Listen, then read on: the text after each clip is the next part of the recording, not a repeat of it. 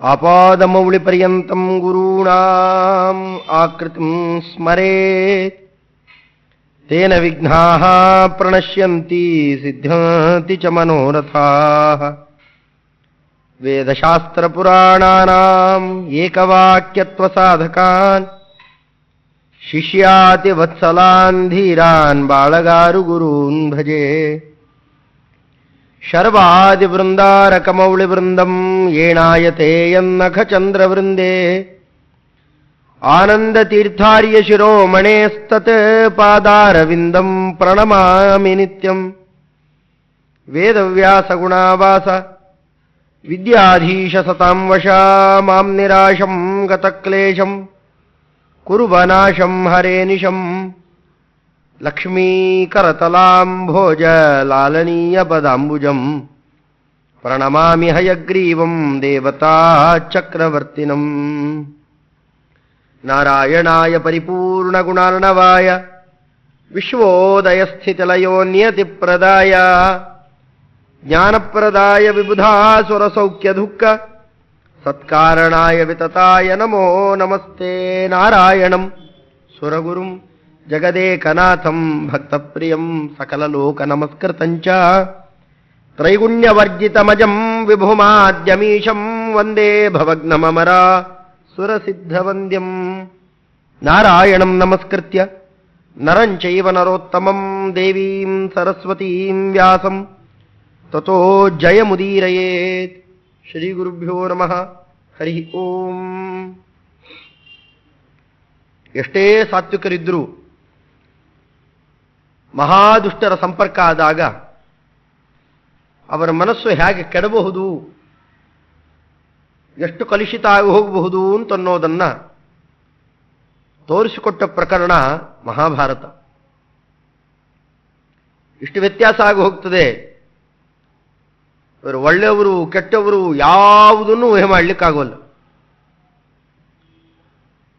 ಮುಂದಂತಹ ಪ್ರಕರಣಗಳನ್ನೆಲ್ಲ ಭೀಷ್ಮಾಚಾರ್ಯರಲ್ಲಿ ದ್ರೋಣಾಚಾರ್ಯರಲ್ಲಿ ಕಾಣಬಹುದು. ಯುದ್ಧಕಾಲ ಪ್ರಸಕ್ತವಾದಾಗ ಭೀಷ್ಮಾಚಾರ್ಯರು, ದ್ರೋಣಾಚಾರ್ಯರು, ಕೃಪಾಚಾರ್ಯರು, ಅಶ್ವತ್ಥಾಮಾಚಾರ್ಯರು ಎಲ್ಲ ಪಾಂಡವರ ಪಕ್ಷಪಾತಿಗಳೇ ಆಗಿದ್ದವರು. ಆಗಲೂ ಒಳಗಡೆಯಲ್ಲಿ ಅದೇ ದುಗುಡ ಇದೆ.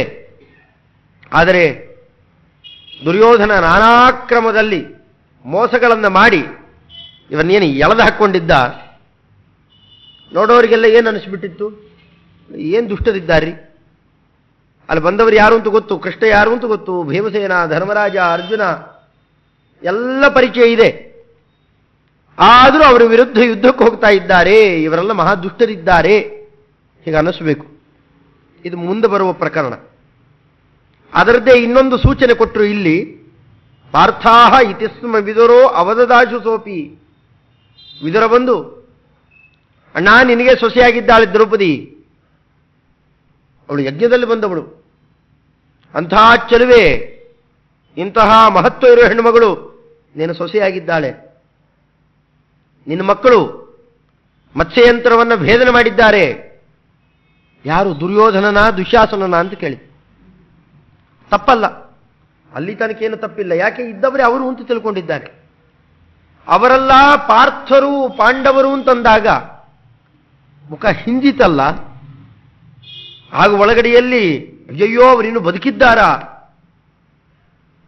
ಅವ್ರು ಬದುಕಿ ಬಂದರೆ ಮತ್ತೆ ನನ್ನ ಮಗ ಇನ್ನೇನಾರು ಶುರು ಮಾಡ್ತಾನಲ್ಲ, ಅವ್ರಿಗೊಂದು ಆಪತ್ತಿದೆ. ಇದು ಒಂದು. ಇನ್ನು ಮುಂದೆ ಸಂಧಿಗೆ ಅಂತ ಕಳಿಸಿಕೊಡುವಾಗ ಸಂಜಯನನ್ನ ಇಂಥದ್ದೇ ಮಾತಾಡಿ ಕಳಿಸ್ತಾರೆ. ಪಾಂಡವರಿಗೆ ವನದಲ್ಲಿ ವಾಸ ಮಾಡಿ ಮಾಡಿ, ಅಜ್ಞಾತವಾಸ ಮಾಡಿ, ಎಲ್ಲ ತರಹದಲ್ಲೂ ಎಲ್ಲ ಬೇಕಾರೂ ಸ್ವಚ್ಛಂದವಾಗಿ ಬದುಕುವ ಅಭ್ಯಾಸ ಇದೆ ಅವರಿಗೆ. ಅದರಿಂದ ಅವರು ಹಾಗೇ ಇದ್ದು ಬಿಡಲಿ. ನನ್ನ ಮಕ್ಕಳಿಗೆ ಅವು ಯಾವುದು ಬರೋದು, ಅವಕ್ಕೇನು ಗೊತ್ತಿಲ್ಲ ಹೆಚ್ಚು. ಅವು ದಡ್ರು, ಮೂರ್ಖರು, ಏನು ಬೇಕಾದ್ರೆ ಅಂದ್ರಿ, ದುರ್ಬಲರು. ಅದಕ್ಕೆ ರಾಜ್ಯ ಅವರಿಗೆ ಇರಲಿ. ಈ ಸಂಪತ್ತು ಗಿಂಪತ್ತು ಎಲ್ಲ ಇಲ್ಲದೆ ಬದುಕೋದು ಗೊತ್ತಲ್ಲ ಪಾಂಡವರಿಗೆ, ಅವರು ಹಾಗೇ ಇದ್ದು ಬಿಡ್ಲಿ ಅಂತ ಹೇಳಿ ಕಳಿಸಿಬಿಡು. ಹೀಗೆ ಸಂಜಯನನ್ನು ಕಳಿಸಿರ್ತಾರೆ ಧೃತರಾಷ್ಟ್ರ. ಅದನ್ನೆಲ್ಲ ಹೊರಹಾಕುವಂತಹ ಪ್ರಕರಣ ವಿಶೇಷಗಳಿದು. ವಾಸ್ತವಿಕವಾಗಿ ಧೃತರಾಷ್ಟ್ರನ ಮನಸ್ಸು ಹಾಗಿಲ್ಲ. ಆದರೆ ಒಳಗಡೆಯಲ್ಲಿ ಕೂತು ನಾನಾ ಕ್ರಮದಲ್ಲಿ ಪ್ರೇರಣೆ ಮಾಡಿ ಇಲ್ಲ ಸಲ್ಲದ್ದನ್ನೆಲ್ಲ ಬುದ್ಧಿಗೆ ಹಾಕ್ತಾನೇ ಇದ್ದರೆ ಅಭ್ಯಾಸದಿಂದಲಾದರೂ ಅದು ಕೆಲವೊಮ್ಮೆ ಕೆಲಸ ಮಾಡುತ್ತದೆ. ಆ ಕ್ರಮದಲ್ಲಿ ಧೃತರಾಷ್ಟ್ರನ ಮನಸ್ಸು ಕೆಟ್ಟು ಕೂತಾಗ ಎಲ್ಲ ಹಿರಿಯರು ಸೇರಿ ಅದನ್ನು ತೊಳೆದು ಕರೆಸು. ನಮ್ಮ ಹುಡುಗರು ಅವ್ರ ಮಾವನ ಮನೆಯಲ್ಲಿ ಬಹಳ ಕಾಲ ಇದ್ದಾರೆ, ಅವ್ರಿಗೂ ಸ್ವಂತ ರಾಜ್ಯ ಇಲ್ಲ. ಧೃತರಾಷ್ಟ್ರ ಅವರನ್ನೆಲ್ಲ ಸುಮ್ಮನೆ ಸ್ವಲ್ಪ ದಿವಸ ಹೋಗಿ ಬರ್ರಿ ಅಂತ ಕಳಿಸಿಕೊಟ್ಟು ಅವನು ಇವತ್ತು ಎಷ್ಟೋ ದಿವಸ ಆದರೂ ಕೂಡ ಕರೆಸಿಕೊಳ್ತಾ ಇಲ್ಲ. ಅವರು ಓಡಿಸೋದ್ರಲ್ಲೇ ತಾತ್ಪರ್ಯ ಇತ್ತು ಅನ್ನೋದನ್ನು ನಿಶ್ಚಯ ಮಾಡಿಕೊಳ್ತಾರೆ. ಇವತ್ತೆಲ್ಲ ಅದೇ ವಾದ ಎಲ್ಲ ಕಡೆಯಲ್ಲೂ ಆಡ್ತಾ ಇದ್ದಾರೆ. ಆದರೆ ಮುಂದೆ ಸುನಿಶ್ಚಯ ಆಗಲಿಕ್ಕೆ ದಾರಿ ಆಗುತ್ತೆ. ಮೊದಲು ಕರೆಸು. ಈ ಕ್ರಮದಿಂದಾಗಿ ನಾನಾ ಬುದ್ಧಿವಾದಗಳನ್ನೆಲ್ಲ ಹೇಳಿ ಅಲ್ಲಿ ಕರೆಸಿದ್ದು. ಸರಿಯಾಗಿ ಆ ಹೊತ್ತಿಗೆ ವೇದವ್ಯಾಸದೇವರು ಕೃಷ್ಣ ಪರಮಾತ್ಮ ಇಬ್ಬರು ಅಲ್ಲೇ ಬಂದು ಕೂಡ್ತಾರೆ. ಪಾಂಡವರಿಗೆ ಇನ್ನು ಇಲ್ಲ ಅಪಚಾರ ಆಗಬಾರದು. ವೇದವ್ಯಾಸದೇವರು ಎಲ್ಲ ಕಡೆಯಲ್ಲೂ ಎಲ್ಲೆಲ್ಲಿ ನನಗೆಲ್ಲ ಗೊತ್ತಿತ್ತರಪ್ಪ, ಸುದ್ದಿ ಎಲ್ಲ ಗೊತ್ತಿತ್ತು. ಭೀಮಸೇನೆ ಎದ್ದವರನ್ನೆಲ್ಲ ಸಿಗಿದು ಬಿಡ್ತೇನೆ ಅಂತ ಹೊರಟಿದ್ದ. ಆದರೆ ಹಾಗೆ ಮಾಡಬೇಡ ಅಂತ ನಾನೇ ತಡೆದಿದ್ದೇನೆ. ಅಂದರೆ ವೇದವ್ಯಾಸ ದೇವರಿಂದ ಇಷ್ಟ ಆಯಿತು ಅಂತ ಅದನ್ನಾರು ಸ್ಮರಣೆ ಮಾಡಲಿ, ಅದನ್ನು ಮಾಡಲಿಲ್ಲ ಅವರು. ಭೀಮಸೇನೆ ಎಲ್ಲರನ್ನೂ ಕೊಲ್ತಾನೆ ಅಂತ ಗೊತ್ತು. ಆದರೂ ಈಗಾಗಲೇ ಬೇಕಾಷ್ಟಂತ ಕೆಲಸ ನಡೆದಿದೆ. ಅವರನ್ನ ತಡೆದು ವೇಷಾಂತರ ಮಾಡಿ ಬೇರೆ ಬೇರೆ ಕಡೆಯಲ್ಲಿ ಇಟ್ಟಿದ್ದು ಇದನ್ನೆಲ್ಲ ತಾವೇ ಹೇಳ್ತಾರೆ. ಆದರೂ ಬುದ್ಧಿ ಬರೋಲ್ಲ. ಆ ಕಾಲದಲ್ಲೂ ನಾನಾ ಅಪಚಾರಗಳನ್ನು ಮಾಡಲಿಕ್ಕೆ ಅಂತ ಎಸಗುತ್ತಾರೆ. ಆದರೆ ಅದ್ಯಾವುದು ನಡಿಬಾರದು ಅಂತ ಸಾಕ್ಷಾತ್ತಾಗಿ ಎರಡೂ ರೂಪದಲ್ಲಿ ಪರಮಾತ್ಮ ಅಲ್ಲೇ ಹೋಗಿ ಕೂತು ಬಿಡ್ತಾನೆ. ತತ್ರಾಗಮತ್ ತದನುತೈಹಿ ಅಭಿಪೂಜಿತಶ್ಚ ತತ್ಕಾಲ ಏವ ವಸುದೇವ ಸುತಶ್ಚ ಕೃಷ್ಣ ವ್ಯಾಸಶ್ಚ ತಾನ್ ಉಪಸಮೇತ್ಯ ದುರಂತ ಶಕ್ತಿ. ಇಬ್ಬರೂ ಬಂದು ಅಲ್ಲೇ ಕೂತು ಬಿಡ್ತಾರೆ. ಏನು ಮಾಡ್ತಾ ಇದ್ರು ಅಲ್ಲಿ ಅಂತಂದ್ರೆ, ಆದಾಯ ಕುಂತಿ ಸಹಿತಾನ್ ವಿದುರೇಣ ಯುಕ್ತೌ ನಾಗಾಹ್ವಯಂ ಪುರಮಿತಾಂ ಸಹಭಾರ್ಯೈವ. ಅವ್ರ ಪತ್ನಿ ಸಮೇತರಾಗ ಅವರು ಬರುವಾಗ ಅವ್ರಿಗೇನು ಬೇಕೋ ಆ ಉಪಚಾರಗಳನ್ನೆಲ್ಲ ಇವ್ರ ಕಡೆಯಿಂದ ಮಾಡಿಸಿ, ಹೀಗೆ ಮಾಡು, ನಾವು ಹಿರಿಯರಿದ್ದೇವೆ ಹೇಳ್ತೇವೆ, ಧೃತರಾಷ್ಟ್ರ ಇದನ್ನು ಕೇಳು. ಯಾಕೆ ಅವನೇ ತಂದೆ. ಇವರ ಜನನಕ್ಕೆ ನಿಜವಾದ ಕಾರಣೀಭೂತನಾದಂತಹ ವ್ಯಕ್ತಿ ಅದು ಬಾದರಾಯಣ ರೂಪಿ ಶ್ರೀಹರಿ. ಅದಕ್ಕೆ ನಿಂತು ಹೀಗೆ ಮಾಡು ಅಂತಂದ್ರೆ ಯಾರೂ ಕೂಡ ಅದನ್ನು ಅಲ್ಲಗಳಿಬಾರದು. ಭೀಷ್ಮಾಚಾರ್ಯ ಹೇಳಿದರು, ವಂಶದ ಹಿರಿಯರಷ್ಟೇ ಆಗ್ತಾರೆ, ಆದರೆ ರಾಜ ಧೃತರಾಷ್ಟ್ರನೇ. ನೀವು ಹೇಳಿದ್ದು ನಾ ಕೇಳಲೇಬೇಕು ಅಂತ ಏನಿಲ್ಲ ಅಂತ ಅನ್ಬಹುದು ಬೇಕಾರೆ. ಇಲ್ಲಿ ಹಾಗಲ್ಲಿಕ್ಕೆ ಅವಕಾಶ ಇರಬಾರದು. ಆ ಕ್ರಮದಲ್ಲೇನೆ ವ್ಯವಸ್ಥೆಯನ್ನು ತಾವು ಮಾಡುತ್ತಾ ಭೀಷ್ಮಾದಿ ಕಶ್ಚ ಮುದಿತಾ ಪ್ರತಿಪೂಜ್ಯಗೇಹಂ ಆವೇಶೆಯಂತಹ ನೃಪೇಣ ಮಹೋತ್ಸವೇನ ಬಹಳ ಕಾಲ ತನಕ ಅಲ್ಲೇ ಇದ್ದು ಸಂವಾದ ನಡೆಸ್ತಿದ್ದರಂತೆ. ಕೃಷ್ಣದೇವರು ವೇದವ್ಯಾಸದೇವರು ಇಬ್ಬರೂ ಕೂತಿರಬೇಕು. ಇಬ್ಬರ ಎದುರುಗಡೆಯಲ್ಲಿ ಪಾಂಡವರು ನಾನಾ ಪ್ರಸಂಗಗಳನ್ನು ಮುಂದಿಡಬೇಕು. ಅದಕ್ಕೆ ಅವರು ಉತ್ತರ ಕೊಡಬೇಕು. ಹೀಗೆ ಅನೇಕ ಧಾರ್ಮಿಕ ಚರ್ಚಾವನ್ನು ನಡೆಸ್ತಾ ಕಾಲವಿಶೇಷವನ್ನು ಅವರು ಕಳೀತಾ ಇರಬೇಕು. ಊಷುಸ್ತತಶ್ಚ ನಿಜಪುತ್ರಕ ದುರ್ವಿನೀತ್ಯಾ ಕೃಷ್ಣ ನಿಮಿತ್ತ ಮುರುಭೀತಿತ ಆಹ ಭೀಮಾತ್. ಆ ಕಾಲಕ್ಕೆ ಸೋಬಲಿ ತಾನು ಮಾತಾಡುತ್ತಾ, ಕುಂತಿ ಪ್ರಯಾಹಿ ಸಹಿತ ಸ್ನುಷಯಾಗ್ರಹಂ ಸ್ವಂ, ನಿಂದೊಂದು ಬೇರೆ ಮನೆ ಮಾಡಿಕೊಳ್ಳುವ, ಮನೆ ಮಾಡಿಕೊಂಡು ನೀ ಬೇರೆ ಹೊರಟು ಬಿಡು. ಅವಳು ಊರಿಗೆ ತಂಗಿ ಆಗಬೇಕು. ಅದಕ್ಕೆ ಅವಳನ್ನು ಕುರಿತು ಪಾಂಡುರಾಜನ ಪತ್ನಿ ಕುಂತಿದೇವಿಯನ್ನು ಕುರಿತು ಮಾತಾಡುತ್ತಾಳೆ. ನೀ ಬೇರೆ ಮನೆ ಮಾಡಿಕೊಂಡು ಕರ್ಕೊಂಡು ಹೊರಟೋಗು. ಯಾಕೆ ಏನಾಯಿತು? ಭೀಮನ ಕಂಡ್ರೆ ಬಹಳ ಭಯ ಆಗ್ತಾ ಇದೆ ನನಗೆ. ಅಂದರೆ ಇದು ಮೊದಲಿಂದ ಸಂಭಾವಿತವಾದದ್ದೇ. ಯಾವತ್ತು ಹೊಡಿತಾನೋ ನನ್ನ ಮಗ ನನ್ನ ಭೀಮ ಗೊತ್ತಿಲ್ಲ. ಯಾಕೆ ಇದು ಮೊದಲಿಂದ ನಿಶ್ಚಯ. ಯಾವಾಗ ಭೀಮನಿಗೂ ಮತ್ತು ದುರ್ಯೋಧನನಿಗೂ ಗದಾಯುದ್ಧ ಶುರುವಾದಾಗ ಆಗಲೇ ಕೂತು ಕಣ್ಣಿಳದೇ ಇದ್ರು ಕೇಳ್ತಿದ್ಲು, ಏನಾಗ್ತದೆ, ಏನಾಗ್ತಾ ಇದೆ, ಏನು ಮಾಡ್ತಾರೆ, ಯಾರು ಹೆಚ್ಚಾದರೂ ಯಾರು ಕಮ್ಮಿ ಆದರೂ ಇವನ್ನೆಲ್ಲ ಒಂದೊಂದು ಪ್ರಶ್ನೆ ಮಾಡಿ ತಿಳಿತಿರಬೇಕು. ಆ ಕ್ರಮದಲ್ಲಿ ಇಲ್ಲೂ ಭೀಮಾದ್ ಬಿಭೇಮಿ ನಿಜಪುತ್ರಕ ದುರ್ವಿನೀತ್ಯ, ಮಾಡಬಾರದು ಮಾಡ್ತಾನೆ ನನ್ನ ಮಗ. ಒಪ್ಪಿಬಿಡ್ತಾಳೆ. ಗಾಂಧಾರಿ ಎಷ್ಟು ಸಾತ್ವಿಕ ಸ್ವಭಾವ, ಅಷ್ಟು ಯೋಗ್ಯವಾದಂತಹ ದಿಟ್ಟ ನಡೆ, ಅದು ಬೇರೆಯವರು ಬರೋಲ್ಲ. ಮಹಾಭಾರತದ ಬೇರೆ ಬೇರೆ ಪ್ರಕರಣಗಳನ್ನು ತೋರಿಸ್ತಾರೆ. ಒಂದೇ ಕಡೆಯಲ್ಲೇ ಎಡವಟ್ಟಾಗಿ ನಡೆದಿದ್ದು ಅಂತಂದರೆ ತಾಳು ಎಲ್ಲ ಕೃಷ್ಣ ಅವನು ನಿಂತು ಮಾಡಿದ್ದಾನೆ, ಅವನ ವಂಶ ನಾಶ ಆಗಿ ಹೋಗಲಿ. ಅದು ಪೂರ್ಣ ಎಲ್ಲ ಮಕ್ಕಳನ್ನು ಕಳ್ಕೊಂಡಾಗ ಒಳಗಾದ ಅಪಾರ ದುಃಖದಿಂದಾಗಿ ಆ ರೀತಿಯಲ್ಲಿ ಮಾತಾಡಿತ್ತು. ಇದು ಬಿಟ್ಟರೆ ಇನ್ನು ದುರ್ಯೋಧನನ ಗರ್ಭ ಪ್ರವೇಶ ಆದಾಗ ಒಳಗಡೆಯಲ್ಲಿ ಕೂತಿದ್ದಾನೆ. ಮಾತ್ಸರ್ಯಾದಿಗಳ ಸ್ವರೂಪ. ಅಲ್ಲಿ ಕುಂತಿದೇವಿ ಹಡಿದು ಬಿಟ್ಟಿದ್ದಾಳೆ, ನನಗಿನ್ನೂ ಜನ್ಮ ಆಗಿಲ್ಲ, ಮಕ್ಕಳ ಜನ್ಮ, ಅದು ಗುದುವಂಬಿಡ್ತಾಳೆ. ಈ ಮಾತ್ಸರ್ಯಾದಿಗಳು ಕೂಡ ಒಳಗಡೆಯಲ್ಲಿ ಅವನಿದ್ದದ್ದಕ್ಕೆ ಎಲ್ಲ ದುರ್ಯೋಧನ ನಿಮಿತ್ತದಿಂದಲೇ ಹೊರತು ಸ್ವಯಂ ಅವರಿಗೆ ದುರ್ಗುಣ ಅಂತ ಅನ್ನೋದಿಲ್ಲ. ಅದರಿಂದ ಇದರಿಂದ ಸಾತ್ವಿಕರು, ರಾಜಸರು, ತಾಮಸರು ಅಂತನ್ನೋದು ಸ್ವಾಭಾವಿಕವಾಗಿಯೇ ಇದ್ದಾರೆ. ಇದ್ಯಾವುದು ನಿರ್ಮಿತವಾದದ್ದಲ್ಲ, ಅಥವಾ ಕೃತಕ ಅಲ್ಲ, ಔಪಾಧಿಕ ಅಲ್ಲ, ಸಹಜವಾಗಿಯೇ ಇರೋದು. ಅದನ್ನು ತೋರಿಸ್ತಕ್ಕಂತಹ ಕ್ರಮದಲ್ಲಿ ಯಸ್ಮಾದಿತಿಸ್ಮ ಸಸುತಾ ಪ್ರಯಯೌ ಗೃಹಂಸ ಊಷುಸ್ತಥೈವ ಪರಿವತ್ಸರ ಪಂಚಕಂತೆ, ಹೀಗೆ ಒಟ್ಟು 5 ವರ್ಷದ ತನಕ ಇಲ್ಲೇ ಇರ್ತಾರೆ. 1 ವರ್ಷ ಮಾವನ ಮನೆಯಲ್ಲಿ ಕಳೆದಿದ್ದು ಬಿಟ್ಟು ಇಲ್ಲಿ ಮತ್ತೆ 5 ವರ್ಷದ ತನಕ ಇಲ್ಲೇ ವಾಸ ಮಾಡೋಣ. ಕೃಷ್ಣಾಚ ತೇಷು ಪೃಥಗೇವ ಚತುಸ್ವರೂಪ ರೇಮೇ ತಥೈಕ ತನುರಪಿ ಅಭಿಮಾನಿ ಭೇದಾತ್. ಅಲ್ಲಿ ಒಟ್ಟಿಗೆ ವಾಸ ಮಾಡ್ತಾ ಇದ್ರು ಅಂತನ್ನುವಾಗ ಇನ್ನು ಪ್ರಸಂಗ ಬರೋದು ಇವರ ದಾಂಪತ್ಯದಲ್ಲಿ. ಅದನ್ನು ಪ್ರಾಯಃ ಆಚಾರ್ಯರು ಯಾವುದಕ್ಕೂ ಇಷ್ಟು ಪದ್ಯ ವಿನಿಯೋಗ ಮಾಡಿಲ್ಲ. ಇಲ್ಲಿ ಆ ದಾಂಪತ್ಯವನ್ನು ಪ್ರತ್ಯೇಕ ಹೇಳ್ತಾರೆ.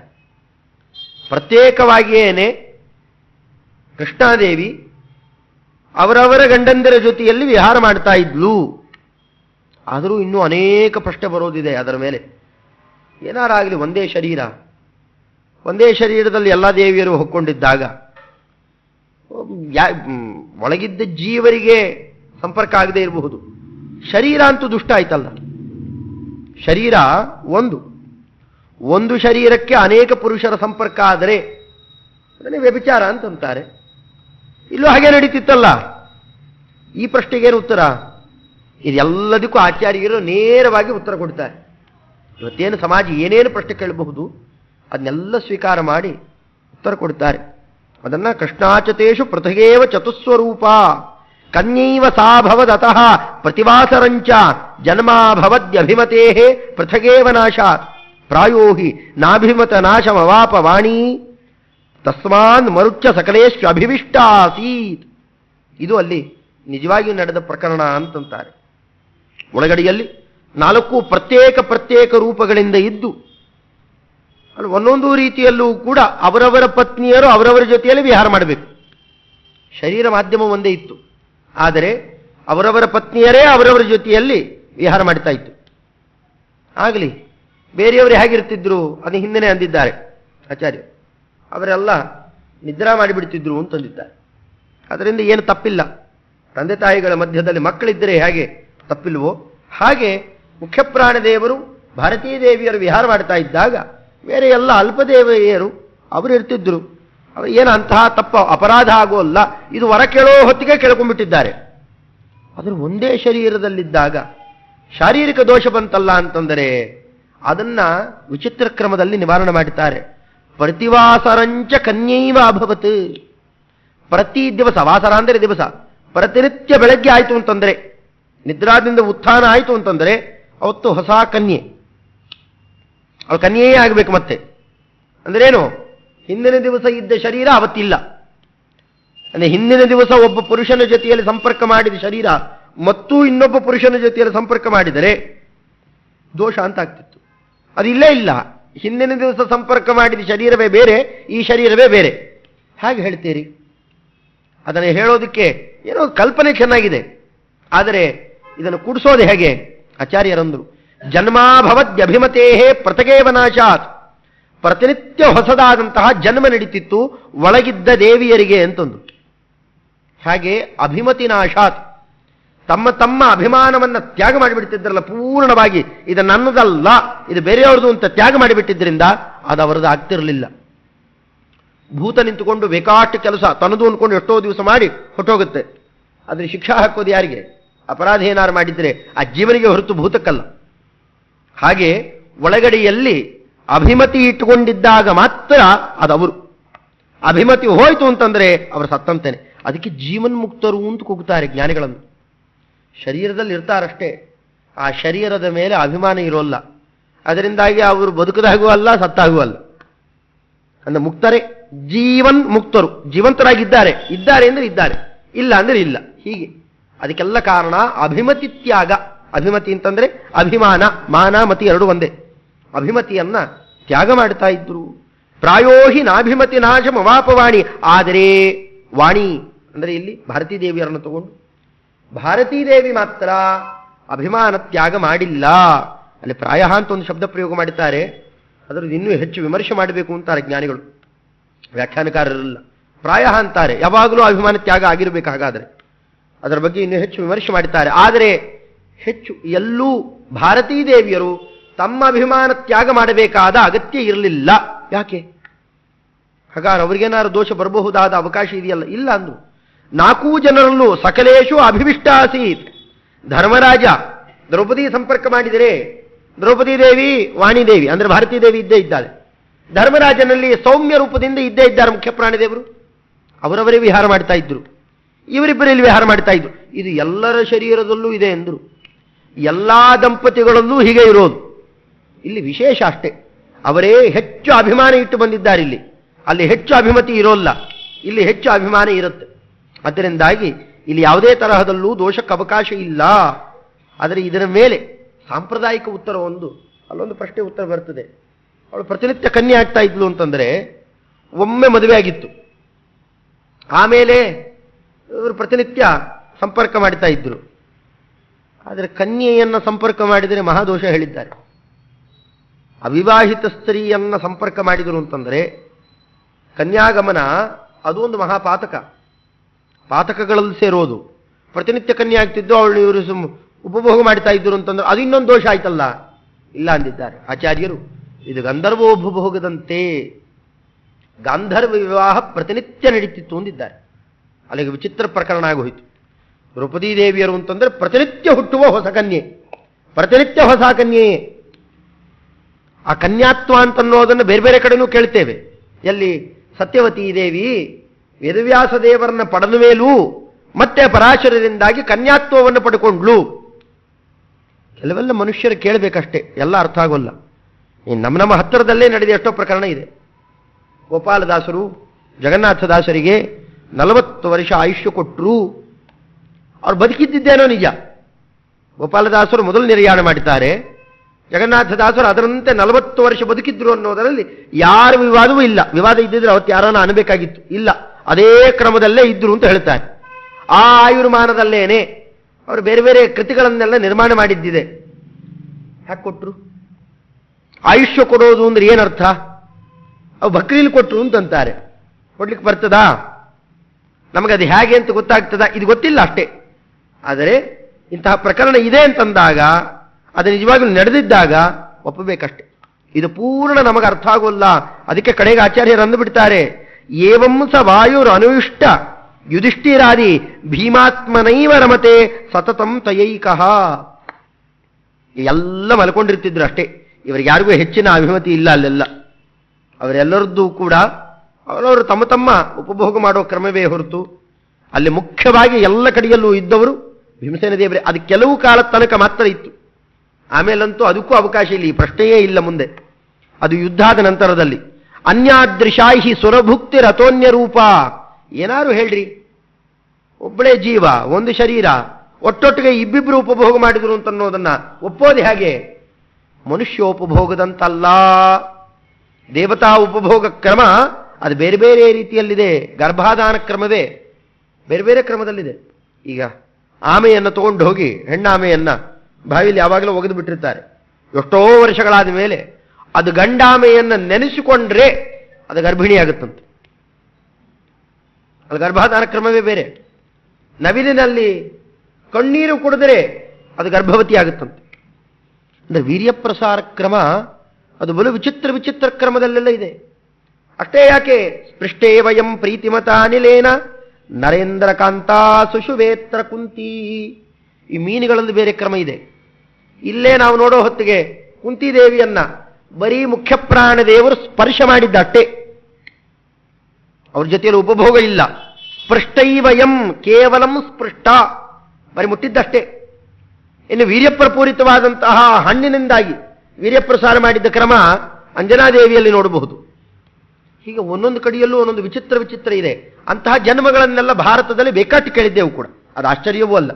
ಯಾಕೆ? ಕೃಪಾಚಾರ್ಯರು ಕೃಪಿ ಹುಟ್ಟಿದ್ದೇ ಕ್ರಮ ಬೇರೆ, ದ್ರೋಣಾಚಾರ್ಯರು, ದೃಪದ ರಾಜ ಇವರು ಹುಟ್ಟಿದ್ದನ್ನೆಲ್ಲ ಬೇಕಾಷ್ಟು ಕ್ರಮದಲ್ಲಿ ಹೇಳಿದ್ದಾರೆ. ಅಷ್ಟೇ ಅಲ್ಲದೆ ದ್ರೌಪದಿ ದೇವಿ ಸಾಮಾನ್ಯರಂತ ಅಲ್ಲ. ಅದಕ್ಕೆ ಬಹಳ ದೊಡ್ಡ ಸಾಕ್ಷಿ, ಯಜ್ಞ ವೇದಿಕೆಯಲ್ಲಿ ಉರಿತಿರುವ ಬೆಂಕಿಯಲ್ಲಿ ತಾನು ಹುಟ್ಟಿ ಬಂದವಳು. ಅದರಿಂದಾಗಿ ಸಾಮಾನ್ಯ ಸ್ತ್ರೀಯರಂತೆ ಯಾವ ಬಗೆಯಲ್ಲೂ ನೋಡುವಂತಿಲ್ಲ. ಅದರಿಂದಾಗಿ ಅದಕ್ಕೆ ಆಚಾರ್ಯರ ನಿರ್ಣಯ ಕೊಡ್ತಾ, ಹೀಗೆ ಹಿಂದೆ ಮುಂದೆ ನಡೆದ ಎಲ್ಲಾ ಪ್ರಕರಣವನ್ನ ಆ ಕಾಲಮಾನಕ್ಕೆ ತಕ್ಕಂತೆ ಯೋಜನೆ ಮಾಡಿದಾಗ ಇದು ಆಶ್ಚರ್ಯ ಏನಿಲ್ಲ. ಅರ್ಧಂಬರ್ಧ ನಮು ತಗೊಂಡ್ಬಿಡೋದು, ಇನ್ನೊಂದು ಯಾವುದೋ ಕಾಲದ ಇನ್ನೊಂದಿಷ್ಟು ತಗೊಂಡ್ಬಿಡೋದು, ಭಾರತಾದಿಗಳಲ್ಲಿ ಹೇಳಿದ್ದು ಅರ್ಧರ್ಧ ಕಥೆಯನ್ನು ತಗೊಳ್ಳೋದು, ಯದ್ವಾ ತದ್ವಾ ಆರೋಪಣೆ ಮಾಡೋದಾದರೆ ಅಪಚಾರ ಆದೀತು. ಅದರಿಂದ ಬಹಳ ಅನರ್ಥ ಅನುಭವಿಸ್ತಾರೆ. ಅದರ ಎಚ್ಚರಿಕೆಯನ್ನು ಕೊಡ್ತಾರೆ. ಮಾನುಷ್ಯ ಭುಕ್ತಿ ರೀತಿ ನಾತ್ರ ವಿಚಾರ್ಯಮಸ್ತಿ. ಇಲ್ಲಿ ಹೆಚ್ಚು ವಿಚಾರ ಮಾಡಬೇಕಾದ ಅಗತ್ಯ ಇಲ್ಲ. ಎಲ್ಲರಿಗೂ ಪೂರ್ಣ ಬುದ್ಧಿಗೂ ಹೋಗೋದೂ ಇಲ್ಲ. ದೇವತಾ ಭಕ್ತಿ ಕ್ರಮ ಬೇರೆ ಇದೆ. ಆ ಕ್ರಮದಲ್ಲೇ ಅಲ್ಲೆಲ್ಲರೂ ಇರ್ತಿದ್ದಿದ್ದು. ದ್ರೌಪದಿ ವಿಚಾರ ಅದು ದೇವತಾ ವಿಚಾರ, ಸಾಮಾನ್ಯ ಮನುಷ್ಯರಂತಲ್ಲ. ಅಷ್ಟೊಂದು ಎಚ್ಚರ ಇರಲಿ. ಆದರೂ ಕೂಡ ಅಲ್ಲಿ ಅಭಿಮತಿ ನಾಶ ಅಂತನ್ನೋದು ಶರೀರ ನಾಶ ಅಂತ ಹೇಗೆ ಒಪ್ಪಬೇಕು? ಸ್ವಲ್ಪ ಅದರ ಬಗ್ಗೆ ಆಚಾರ್ಯರೇ ಚರ್ಚೆ ಮಾಡುತ್ತಾರೆ. ಶುದ್ಧೈವ ಸಾಹಿ ತತಯೇವ ದಿನೇ ದಿನೇ ಚ ಸಮ್ಮೋಹತಃ ಮರಣವದ್ ಭವತೀಹ ಕನ್ಯಾ. ಅಭಿಮತಿ ನಾಶ ಆದರೆ ನಮ್ಮ ಅಭಿಮಾನ, ಇದು ನನ್ನದು ಅನ್ನೋ ಅಭಿಮಾನ ಯಾವಾಗ ನಾಶ ಆಗುತ್ತೆ? ನಾವು ಮಲ್ಕೊಂಡಾಗೂ ಆಗುತ್ತೆ. ಮೂರ್ಛೆಯಲ್ಲಿ ಇದ್ದಾಗಲೂ ಆ ರೀತಿ ಆಗುತ್ತಲ್ಲ. ಮರಣ ಅಂತಲೇ ಯಾಕೆ ತಿಳಿಬೇಕು ಅಂತಂದಾಗ ಬುದ್ಧಿಂ ವಿಮೋಹ್ಯ ರಮತೆ ಸತತಂ ತಯಾಯತ್. ಅಲ್ಲಿ ಇನ್ನಷ್ಟು ನಡೀತಿತ್ತು ಅಂತಾರೆ. ಅಲ್ಲಿದ್ದ ದೇವಿಯರಿಗೆ ಸಂಪೂರ್ಣ ಅಭಿಮಾನ ಹೋಗ್ತಿರಲಿಲ್ಲ, ಭಗವಂತನ ಸ್ಮೃತಿ ಇದ್ದೇ ಇರ್ತಿತ್ತು. ಆ ಕಾಲದಲ್ಲಿ ಭಗವಂತನ ಕಡೆಯಲ್ಲಿ ಧ್ಯಾನ ಮಾಡುತ್ತಾ ಬಾಹ್ಯ ಪ್ರಪಂಚವನ್ನು ಅರಿತು ಅಲ್ಲೇ ಕೂತಿರ್ತಿದ್ದರಂತೆ. ಆದ್ದರಿಂದಾಗಿ ಅದು ಸುಪ್ತಿಯಂತೆ, ಮೂರ್ಛಾವಸ್ಥೆ ಅಂತ ಅಲ್ಲ. ಸುಪ್ತಿ ಅಂದ್ರೆ ನಿದ್ರೆ ಅಂತ ಅಲ್ಲ. ಅವರಿಗೆ ಒಂದು ಕಡೆಯಲ್ಲಿ ಜ್ಞಾನ ಇದೆ, ಇನ್ನೊಂದು ಕಡೆಯಲ್ಲಿ ಜ್ಞಾನ ಇಲ್ಲ ಅಂದ್ರೆ ಏನರ್ಥ? ಆವಾಗ ಸಂಪೂರ್ಣ ಜ್ಞಾನ ನಾಶ ಆಗಬೇಕು. ಅದು ಪುರಿ ತತ್ ಅನ್ನುವ ನಾಡಿಯಲ್ಲಿ ಮನಸ್ಸು ಪೂರ್ಣ ಪ್ರವೇಶ ಮಾಡಿ ಎಲ್ಲ ವ್ಯಾಪಾರ ನಿಲ್ಲಿಸಿಬಿಡುತ್ತೆ. ಅದು ನಿದ್ರಾ. ಮೂರ್ಛಾವಸ್ಥೆಯು ಇಂತಹದ್ದೇ, ಅದು ದೀರ್ಘಕಾಲ ನಡೆದರೆ. ಇದು ಯಾವುದು ನಡೀತಾ ಇಲ್ಲ. ಮನಸ್ಸು ಇನ್ನು ಜಾಗೃತವಾಗಿದೆ, ಇಲ್ಲಿ ಜಾಗೃತ ಇಲ್ಲ, ಬೇರೆ ಕಡೆ ಜಾಗೃತ ಇದೆ. ಅಂದ್ರೆ ಏನರ್ಥ? ಇದು ಮರಣದಂತೆ. ಮರಣಾವಸ್ಥೆಯಲ್ಲಿ ಹಾಗೆ ಆಗುತ್ತೆ. ಮರಣದಲ್ಲಿ ಅಪಾರ ದುಃಖ ಪಡ್ತಾ ಬಾಹ್ಯ ಬೇರೆ ಪ್ರಪಂಚವನ್ನು ನೋಡ್ತಾ ನೋಡ್ತಾ ಈ ಶರೀರವನ್ನು ತ್ಯಾಗ ಮಾಡಿ ಹೊರಟೋಗ್ತಾನೆ. ಅದರಿಂದ ಇದು ಮರಣದಂತೆಯೇ. ಪ್ರತಿನಿತ್ಯ ಮರಣ, ಪ್ರತಿನಿತ್ಯ ಜನ್ಮ, ಪ್ರತಿನಿತ್ಯ ಹೊಸ ಕನ್ಯೆ, ಪ್ರತಿನಿತ್ಯ ಗಾಂಧರ್ವ ವಿವಾಹ, ಪ್ರತಿನಿತ್ಯದಲ್ಲೂ ಕೂಡ ವಿಚಿತ್ರವಾದ ಮುಖ್ಯ ಪ್ರಾಣದೇವರ ಉಪಭೋಗ ಕ್ರಮ. ಇದು ಬೇರೆಯವರಂತಲ್ಲ. ಇದನ್ನು ಪೂರ್ಣ ಬೇರೆ ಬೇರೆ ಹಂತದಿಂದಾಗಿ ಆಚಾರ್ಯರು ಬಹಳಷ್ಟು ನಿರೂಪಣೆ ಮಾಡಿ, ಇನ್ನು ಅದೇ ಕಾಲದಲ್ಲೇನೆ ವಾಸಿಷ್ಠ ಕೃಷ್ಣ, ಯಾದವ ಕೃಷ್ಣ ಇವರ ಜೊತೆಯಲ್ಲಿ ಪಾರ್ಥಾಶ್ಚತೆ ಮುಮುದಿರೇ ಯುತ ಸತ್ಕಥಾವಿಹಿ. ಬೇಕಾಷ್ಟು ಸತ್ಕಥಾಗಳನ್ನು ಕೇಳ್ತಾ ಕೇಳ್ತಾ ವಸಿಷ್ಠ ಕೃಷ್ಣ, ಯಾದವ ಕೃಷ್ಣ ಇಬ್ಬರ ಜೊತೆಯಲ್ಲಿ ಬಹುಕಾಲ ವಿಹಾರ ಮಾಡುತ್ತಾರೆ. ಇದನ್ನ ಇಲ್ಲಿ ತೋರಿಸಿಕೊಡ್ತಾ, ಪೂರ್ವಂ ಹಿ ತೇಷು ವನಗೇಶು ಬಭೂವ ಕಾಶಿ ರಾಜ್ಞಃ ಸುತಾಕೃತ ಉರುಕ್ಷಿತಿ ಪಾಲಯೋಗ. ಇದಾದ ಮೇಲೆ ನೆನ್ನೆ ಹೇಳಿದ ಪ್ರಕರಣ, ವಜ್ರಬಾಹು ಅಂತ ಸುವಜ್ರ ಆ ರಾಜನ ಬಳಿಯಲ್ಲಿ ಹೋಗಿ ಕನ್ಯೆಯನ್ನು ಎಳ್ಕೊಂಬರ್ಲಿಕ್ಕೆ ಅಂತ ಹೋಗಿ ಅಲ್ಲ ಅವರು ಹಿಡಿದು ಹಾಕಿ ಇಷ್ಟೆಲ್ಲ ಕಥಾ ನಡೀತದೆ. ಯಾಕ ಧೈರ್ಯ ಮಾಡಿದ ದುರ್ಯೋಧನ ಅಂತಂದರೆ ಕರ್ಣನ ಬಲದ ಮೇಲೆ ಅತಿಯಾದ ವಿಶ್ವಾಸ ಇತ್ತು ಅವನಿಗೆ. ಏನದಕ್ಕೆ ಕಾರಣ? ಇವರು ವನದಲ್ಲಿದ್ದಾಗ ಪಾಂಡವರು ಸತ್ತೋಗಿದ್ರು ಅಂತ ತಿಳ್ಕೊಂಡಿದ್ದರಲ್ಲ, ಆ ಕಾಲದಲ್ಲೊಂದು ಚರಿತ್ರೆ ನಡೆದಿತ್ತು ಅಂತ ಅದನ್ನು ತುಂಬಾ ವಿವರವಾಗಿ ಹೇಳ್ತಾರೆ. ತುಂಬಾ ಮಾಹಿತಿಗಳನ್ನು ಕೊಡುವ ಆ ಚರಿತ್ರೆಯನ್ನ ಇಲ್ಲಿ ತಂದುಕೊಡ್ತಾರೆ. ಸುವಜ್ರ ಕಳಿಂಗ ದೇಶದ ರಾಜ. ಅದಕ್ಕೆ ಮುಂಚೆ ಇವರು ಕಾಶಿ ದೇಶದ ರಾಜನ ಮಗಳನ್ನ ಹೊತ್ಕೊಂಡ್ಬಂದಿರ್ತಾರೆ. ಅವಳೇ ಭಾನುಮತಿ, ಇವರ ಪತ್ನಿ. ಅವಳೇ ಅಲಕ್ಷ್ಮಿ, ಸಾಕ್ಷಾತ್ ಅಲಕ್ಷ್ಮಿ ಕಲಿಪತ್ನಿ ಅಲ್ಲೇ ಇದ್ದವಳು. ಅವಳನ್ನು ಹೋಗಿ ಹೊಡ್ಕೊಂಡು ಬರ್ತಾರೆ. ಎಲ್ಲ ಒಟ್ಟಿಗೆ ಹೋಗಿ ಅಲ್ಲಿ ತತ್ರ ಸ್ವಯಂವರಗತಾಂ ಧೃತರಾಷ್ಟ್ರಪುತ್ರ ಕನ್ಯಾಂ ಬಲಾತ್ ಜಗ್ರಹ ಆತ್ಮ ಬಲಾತ್ ದೃಪ್ತ. ತನ್ನ ಬಲದ ಮೇಲೆ ಅಸಾಧ್ಯ ದರ್ಪ ಇದ್ದವನು ಅವಳನ್ನು ಅಪಹರಣ ಮಾಡಿದ್ದಾನೆ. ಅದಕ್ಕೆ ಕಾರಣ ಪೂರ್ವಂ ಹಿ ರಾಜಗಣನೆ ಮಗಧಾದಿರಾಜ ಸಂಘಾತ ಇತ್ಯುರುರುಷ ಪ್ರಗೃಹೀತ ಕನ್ಯೆ. ಒಟ್ಟಿಗೆ ಇವೆಲ್ಲ ದೈತ್ಯರೇ, ಜರಾಸಂಧ ಮತ್ತೆ ದುರ್ಯೋಧನ ಮತ್ತು ಅದರಂತೇನೆ ಇನ್ನು ಬೇರೆ ಬೇರೆಯವರೆಲ್ಲರೂ ಅಲ್ಲಿ ಸೇರಿದ್ದವರೆಲ್ಲ ದೊಡ್ಡ ದೊಡ್ಡ ದೈತ್ಯರೇ. ಆದರೆ ಲೆಕ್ಕಾಚಾರ ಹಾಕಬೇಕಾಗಿದ್ದರೆ ದುರ್ಯೋಧನನು ಒಂದು ಕಡೆ ಬಂದು ಕೂತಿದ್ದಾನೆ. ಹಸ್ತಿನಾಪತಿ ಪಟ್ಟಣದ ಅರಸ ಅಂತ ಇವನು ಕೂಡಿಸಿದ್ರು. ಇನ್ನೊಂದು ಕಡೆಯಿಂದಾಗಿ ಮಗಧ ದೇಶಾಧಿಪತಿ ಅಂತ ಅವನು ಕೂಡಿಸಿದ್ರು. ಲೆಕ್ಕಾಚಾರ ಹಾಕ್ತಾ ಹಾಕ್ತಾ ಎಲ್ಲರಲ್ಲಿ ಅತ್ಯಂತ ಪರಾಕ್ರಮಿ ಮೊದಲನೇ ಸ್ಥಾನ ಮಗಧಾಧಿಪತಿ ಇದ್ದು ಜರಾಸಂಧನದ್ದು ಅಂತ ಲೆಕ್ಕ ಹಾಕಿಬಿಟ್ಟು ಬಂದ್ಬಿಡ್ತು ಒಳಗಡೆಯಲ್ಲಿ ಉರಿ. ಇವನಿಗೆ ನಾನಿದ್ದಾಗ ವಾಸ್ತವಿಕವಾಗಿ ಇವನೇ ಹೆಚ್ಚು, ಜರಾಸಂಧ ಅಲ್ಲ. ಆದರೆ ಅವನ ಪರಾಕ್ರಮ, ಅವನು ನಡೆಸಿದ್ದಂತಹ ಅಷ್ಟಷ್ಟು ತರಹದ ಅನ್ಯಾಯ, ಮಹಾ ಅನ್ಯಾಯಗಳು ಎದ್ದು ಕಾಣ್ತಾ ಇದ್ದಿದ್ದು ಜರಾಸಂಧಂದೆ. ಆದರೆ ಅದು ಪರಾಕ್ರಮದ ದೃಷ್ಟಿಯಲ್ಲಿ ತಗೊಂಡಾಗ ಕ್ಷತ್ರಿಯರೆಲ್ಲ ಅವನೇ ಹೆಚ್ಚು ಅಂತ ಅವನನ್ನು ಗಣನೆ ಮಾಡಿಬಿಟ್ಟು ಸಿಟ್ಟು ಬಂದ್ಬಿಡ್ತು. ಇಂಥ ಕಡೆಯಲ್ಲ ನಾವು ಸುಮ್ಮನೆ ಕೊಡೋಲ್ಲ, ಎದ್ದು ಹೋಗಬೇಕು. ಎದ್ದು ಹೋದರೆ ದುರ್ಬಲ ಅಂತ ತಿಳ್ಕೊಳ್ತಾರೆ. ನನ್ನ ಬಲ ತೋರಿಸ್ತೇನೆ. ಇಲ್ಲಿ ಯಾತಕ್ಕೋಸ್ಕರ ಸೇರಿದ್ದಾರೋ ಅವಳನ್ನು ಅಪಹರಣೆ ಮಾಡಿಬಿಟ್ರೆ ಯುದ್ಧಕ್ಕೆ ಬರಲಿ, ಹಾಗೆ ಯಾರು ಯಾರು ಅಂತ ತೋರಿಸಿ ಅದ್ರಲ್ಲಿ ನನ್ನ ಪರಾಕ್ರಮ ತೋರಿಸ್ತೇನೆ. ಹೀಗೆ ಅದರ ಪರಾಕ್ರಮ ಸಾಲ್ದಾಗಿತ್ತು. ಅಂತಹ ಕಾಲದಲ್ಲಿ ಅಪಹರಣ ಮಾಡಿಬಿಡ್ತಾನೆ. ಅಪಹರಣ ಮಾಡಿ ಅದನ್ನ ದುರ್ಯೋಧನೇ ನೃಪತಯೋ ಯುಯುಧಸ್ಮತೇನ ಭಗ್ನಾಶ್ಚ ಕರ್ಣ ಸಹಿತೇನ ಸಹಾನುಜೇನ, ಅಲ್ಲಿ ದುಶಾಸನ ಕರ್ಣ ಇವರುಗಳನ್ನೆಲ್ಲ ಸೇರಿಸಿಕೊಂಡು ಬೇರೆಯವರನ್ನೆಲ್ಲ ಹೊಡೆದು ಬಿಡ್ತಾನೆ ದುರ್ಯೋಧನ. ಭಗ್ನೇಶು ತೇಷು ಪುನರಾತ್ತ ಶರಾಸನೇಶು, ಅವರೆಲ್ಲ ಆ ಕಾಲಕ್ಕೇನೆ ಇಟ್ಕೊಂಡು ಬಂದಿದ್ರು, ಆಯುಧ ಎಲ್ಲೂ ಹೋದು. ಒಂದು ಸೇನಾ ಖರ್ಚಾಯಿತು, ಇನ್ನೊಂದು ಸೇನಾ ತಗೊಂಡು ಇನ್ನೂ ಜೋರಾಗಿ ಜರಾಸಂಧ ಪ್ರಭುಗಳು ಯುದ್ಧಕ್ಕೆ ಬಂದು ಅಷ್ಟಷ್ಟು ಜನ ಒಟ್ಟೊಟ್ಟಿಗೆ ನುಗ್ಗಿದಾಗ ಗಾಬರಿ ಆಗಿಬಿಡುತ್ತೆ ಅವನಿಗೆ. ಕರ್ಣ ಏನು ಮಾಡಲಿ ಅಂತಂತ ಕರ್ಣ ನಾನು ಕೇಳ್ಕೊಳ್ತಾನೆ. ಆ ಹೊತ್ತಿಗೆ ಏಕಾಂತತೋ ಜಯಂ ಅವೀಕ್ಷ್ಯ ಚ ನಾನು ಯಾತಿ ಭಾರಭದ್ರತಃ ಪುರಗತಸ್ಯ ಜಯೇನ ನಿಷ್ಠಾ ದ್ರೌಣಿಂಚ ರುದ್ರತನುಮೇಶ ಸದಾ ವಿಜಾನನ್ ನೋ ತೇನ ಯುದ್ಧಂ ಅಭಿವಂಚತಿ ರುದ್ರಭಕ್ತಃ. ಇದಕ್ಕೆಲ್ಲ ಒಂದೊಂದು ಕಾರಣ ಇದೆ ಅಂತ ಕರ್ಣ ಎಷ್ಟು ಲೆಕ್ಕಾಚಾರ ಹಾಕಿದ್ದ ಅದನ್ನೆಲ್ಲ ಹೇಳ್ತಾನೆ.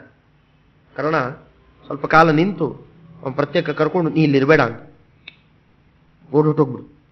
ಆ ಹುಡುಗಿ ನೀನು ಕರ್ಕೊಂಡಿದ್ದೀಯಾ ಅವನು ಕರ್ಕೋ, ನಿನ್ನ ತಮ್ಮಂದರು ಇಲ್ಲಿ ಯಾರು ಇರಬಾರದು ಅವನು ಕರ್ಕೊಂಡು ಹೊಟ್ಟೋಗು. ಯಾಕೆ ನಿನ್ನ ತಮ್ಮಂದ್ರಲ್ಲಿ ಯಾರನ್ನಾರು ಒಬ್ಬರನ್ನ ಹಿಡಿದ್ರು ಅದು ನಿನಗೂ ಅಪಕೀರ್ತಿನೇ. ಅದರಿಂದಾಗ ಅವ್ರನ್ನೆಲ್ಲ ಕರ್ಕೊಂಡು ಹೊಟ್ಟೋಗ್ಬಿಡು. ಇಲ್ಲಿ ಯಾರು ನಿಮ್ಮ ಕಡೆ ಇವ್ರು ಇರೋದೇ ಬೇಡ, ನೀವು ಹೊಟ್ಟೋಗ್ಬಿಟ್ಟು. ಅಲ್ಲ ನಾವು ಹೊಟ್ಟೋದ್ರೆ ಅಲ್ಲಿಗೆ ಜರಾಸಂಧನು ಬಂದುಬಿಟ್ರೆ ಪಟ್ಟಣಕ್ಕೆ ಬರೋಲ್ಲ. ಯಾಕೆ ಬರೋಲ್ಲ ಅಂತಂದರೆ ನಾನಾ ಕಾರಣ ಇದೆ. ಅಲ್ಲಿ ದ್ರೋಣಾಚಾರ್ಯರಿದ್ದಾರೆ, ಅದರಂತೆ ಭೀಷ್ಮಾಚಾರ್ಯರಿದ್ದಾರೆ. ಯದ್ಯಪಿ ಭೀಷ್ಮಾಚಾರ್ಯರ ಜೊತೆಯಲ್ಲಿ ಅವನೇನು ಹೆಚ್ಚು ಯುದ್ಧ ಮಾಡಿಲ್ಲ ಅಂತಂತಾನೆ. ಯಾಕೆ ಕಾರಣ ಹೇಳ್ತಾರೆ.